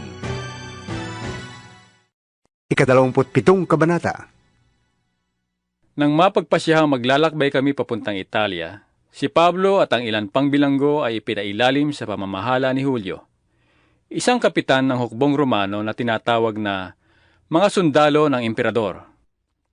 Sumakay kami sa isang barkong galing sa Adramitio, papunta sa lalawigan ng Asya, at naglakbay kami kasama sa Aristarco na taga-Tesalonikang nakatira sa Macedonia. Kinabukasan, dumaong kami sa Sidon. Naging magaan ang loob ni Julio kay Pablo. Pinahintulutan niya itong makadalaw sa kanyang mga kaibigan upang matulungan siya sa kanyang mga pangangailangan. Mula roon ay naglakbay kaming muli. At dahil sa pasalungat ng hangin, kami na may bay sa gawing silangan ng Chipre upang kumubli. Dumaan kami sa tapat ng Cilicia at Pamphylia, at kami dumating sa Mira, isang lungsod ng Lycia. Ang kapitan ng mga sundalo ay nakakita roon ng isang barkong buhat sa Alejandria, papuntang Italia, at inilipat niya kami roon. Mabagal ang aming paglalakbay. Tumagal ito ng maraming araw, at nahirapan kami bago nakarating sa tapat ng Sinido. Buhat dito'y hindi namin matahak ang kalawakan ng dagat sapagkat pasalungat kami sa hangin. Kaya't nagpunta kami sa silangan ng Kreta na kubli sa hangin. Nagdaan kami sa tapat ng Salmon. Matyaga kaming namaybay sa tabi hanggang sa marating namin ang pook na tinatawag na Mabuting Daungan na malapit sa bayan ng Lasea. Mahabang panahon na kaming naglalakbay. Mapanganib na ang magpatuloy dahil nakaraan na ang araw ng pag-aayuno, kaya't pinagpayuhan sila ni Pablo. Mga Ginoo, sabi niya, sa tingin ko'y mapanganib na ang maglakbay mula ngayon at maaring mapinsala ang kargamento at ang barko at manganib pati ang buhay natin. Ngunit higit na pinahalagahan ng kapitan ng mga sundalo ang salita ng may-ari at kapitan ng barko kaysa sa payo ni Pablo. Dahil hindi mabuting tigilan ang daungang iyon kung panahon ng taglamig, minabuti ng nakararaming magpapatuloy na sila sa kanilang paglalakbay sa pag-asang makakarating sila sa Fenice. Ito isang daungan sa Kreta at nakaharap sa hilagang kanluran at timog kanluran. Umihip ng marahan ang hangin buhat sa timog, kaya't inakala nilang maaari na silang umalis. Isinampa nila ang angkla at sila'y namaybay sa Kreta. Ngunit di nagtagal, bumugso mula sa pulo ang isang malakas na hangin mula sa hilagang silangan. Hinampas nito ang barko, at dahil hindi kami makasalungat, nagpatangay na lamang kami sa hangin. Na makakubli kami sa isang maliit na pulo na tinatawag na Cauda. Naisampa namin ang bangka, ngunit nahirapan kami bago nagawa iyon. Nang maisampa ito, tinalian nila ng malalaking lubid ang barko. Ngunit natakot silang sumadsad sa buhanginan ng Sirte. Kaya't ibinaba nila ang layag at kami nagpaanod na lamang. Patuloy na lumakas ang bagyo, kaya't kinabukas ay sinimulan nilang itapon sa dagat ang mga kargamento. At nang sumunod na araw, itinapon din nila ang mga kagamitan ng barko. Matagal naming dinakita ang araw at ang mga bituin, at di humuhupa ang napakalakas na bagyo. Kaya't nawalan na kami ng pag-asang makakaligtas pa. Dahil matagal nang hindi kumakain ang mga nasa barko, tumayo si Pablo at nagsalita. Mga kasama, kung nakinig lamang kayo sa akin at di tayo umalis sa Kreta, hindi sana natin inabot ang ganito. Ito ngayon ang payo ko. Lakasan ninyo ang inyong loob, sapagkat walang mamamatay isa man sa inyo. Kaya nga lamang, mawawasak ang barko. Nagpakita sa akin kagabi ang isang anghel ng Diyos. Ang Diyos na sinasamba ko at pinaglilingkuran. Sinabi niya sa akin, huwag kang matakot, Pablo. Dapat kang humarap sa emperador. Alang-alang sa iyo'y ililigtas ng Diyos ang lahat ng mga kasama mong naglalakbay. Kaya tibayan ninyo ang inyong loob, mga kasama. Sapagkat nananalig ako sa Diyos na mangyayari ang lahat ayon sa sinabi niya sa akin. Lamang, mapapadpad tayo sa isang pulo. Pagkalipas ng 2 linggo sa gitna ng dagat, napadpad kami sa dagat Mediteraneo. Nang maghahating gabi na, napuna ng mga marinero na nalalapit na kami sa pampang. Sinukat nila ang tubig at nakitang may 40 metro ang lalim nito. At pagsulong pa nila ng bahagya ay muli nilang sinukat at nakitang may 30 metro na lamang. Sa takot na sumadsad kami sa batuhan, inihulog nila ang 4 na angkla sa hulihan ng barko at ipinanalangin mag-umaga na sana. Tinangka ng mga marinero na tumakas mula sa barko, kaya't ibinaba nila sa tubig ang bangka at kunwari maghuhulog ng angkla sa unahan. Ngunit sinabi ni Pablo sa kapitan at sa mga sundalo, kapag hindi nanatili sa barko ang mga taong yan, hindi kayo makakaligtas. Kaya't nilagot na mga kawal ang lubid ng bangka at hinayaan itong mahulog. Na mag-uumaga na, silang lahat ay hinimok ni Pablong kumain. 14 na araw na ngayon kayo'y hindi kumakain dahil sa pagkabalisa at paghihintay. Kumain na kayo. Kailangan ninyo ito upang kayo'y makaligtas. Hindi maaano ang sino man sa inyo. At pagkasabi nito, kumuha siya ng tinapay at sa harapan ng lahat ay nagpasalamat sa Diyos. Pinagpira-piraso ang tinapay at kumain. Lumakas ang loob ng lahat at sila'y kumain din. Kaming lahat ay 276 na katao. Nang mabusog sila, itinapon nila sa dagat ang kargang trigo upang gumaan ang barko. Nang mag-umaga na, nakatanaw sila ng lupa, ngunit hindi nila alam kung anong lugar iyon. Napansin nila ang isang dalampasigan at binalak nilang igawi doon ang barko kung maaari. Kaya't nilagot nila ang tali ng mga angkla at iniwanan na ito sa dagat. Kinalag din nila ang tali ng malalaking sagwan at itinaas ang layag sa unahan upang ang barko'y itulak ng hangin papunta sa dalampasigan. Ngunit nasadsad ang barko sa dakong mababaw. Bumaon ang unahan ng barko kaya't hindi makaalis. Samantala, ang hulihan naman ay nawasak dahil sa kahampas ng malalakas na alon. Binalak ng mga kawal na patayin ang mga bilanggo upang walang makalangoy at makatakas. Subalit ibig ng kapitan ng mga kawal na iligtas si Pablo, kaya pinagbawalan nito ang mga kawal. Sa halip, pinatalon niya sa tubig ang lahat ng marunong lumangoy upang makarating sa pangpang. Ang iba inutusan niyang sumunod na nakahawak sa mga tabla o piraso ng barko. At kaming lahat ay nakarating sa dalampasigan. 28 kabanata. Nang ligtas na kami, nalaman naming ang pulong iyon ay tinatawag na Malta. Napakaganda ng pakita sa amin ng mga taga roon. Sapagkat nang bumagsak ang ulan at naging maginaw, nagsiga sila at inasikaso kaming mabuti. Si Pablo na may namulot ng kahoy at inilagay ang mga iyon sa siga. Lumabas ang isang ulupong nang mainitan sa apoy at pumulupot sa kamay ni Pablo.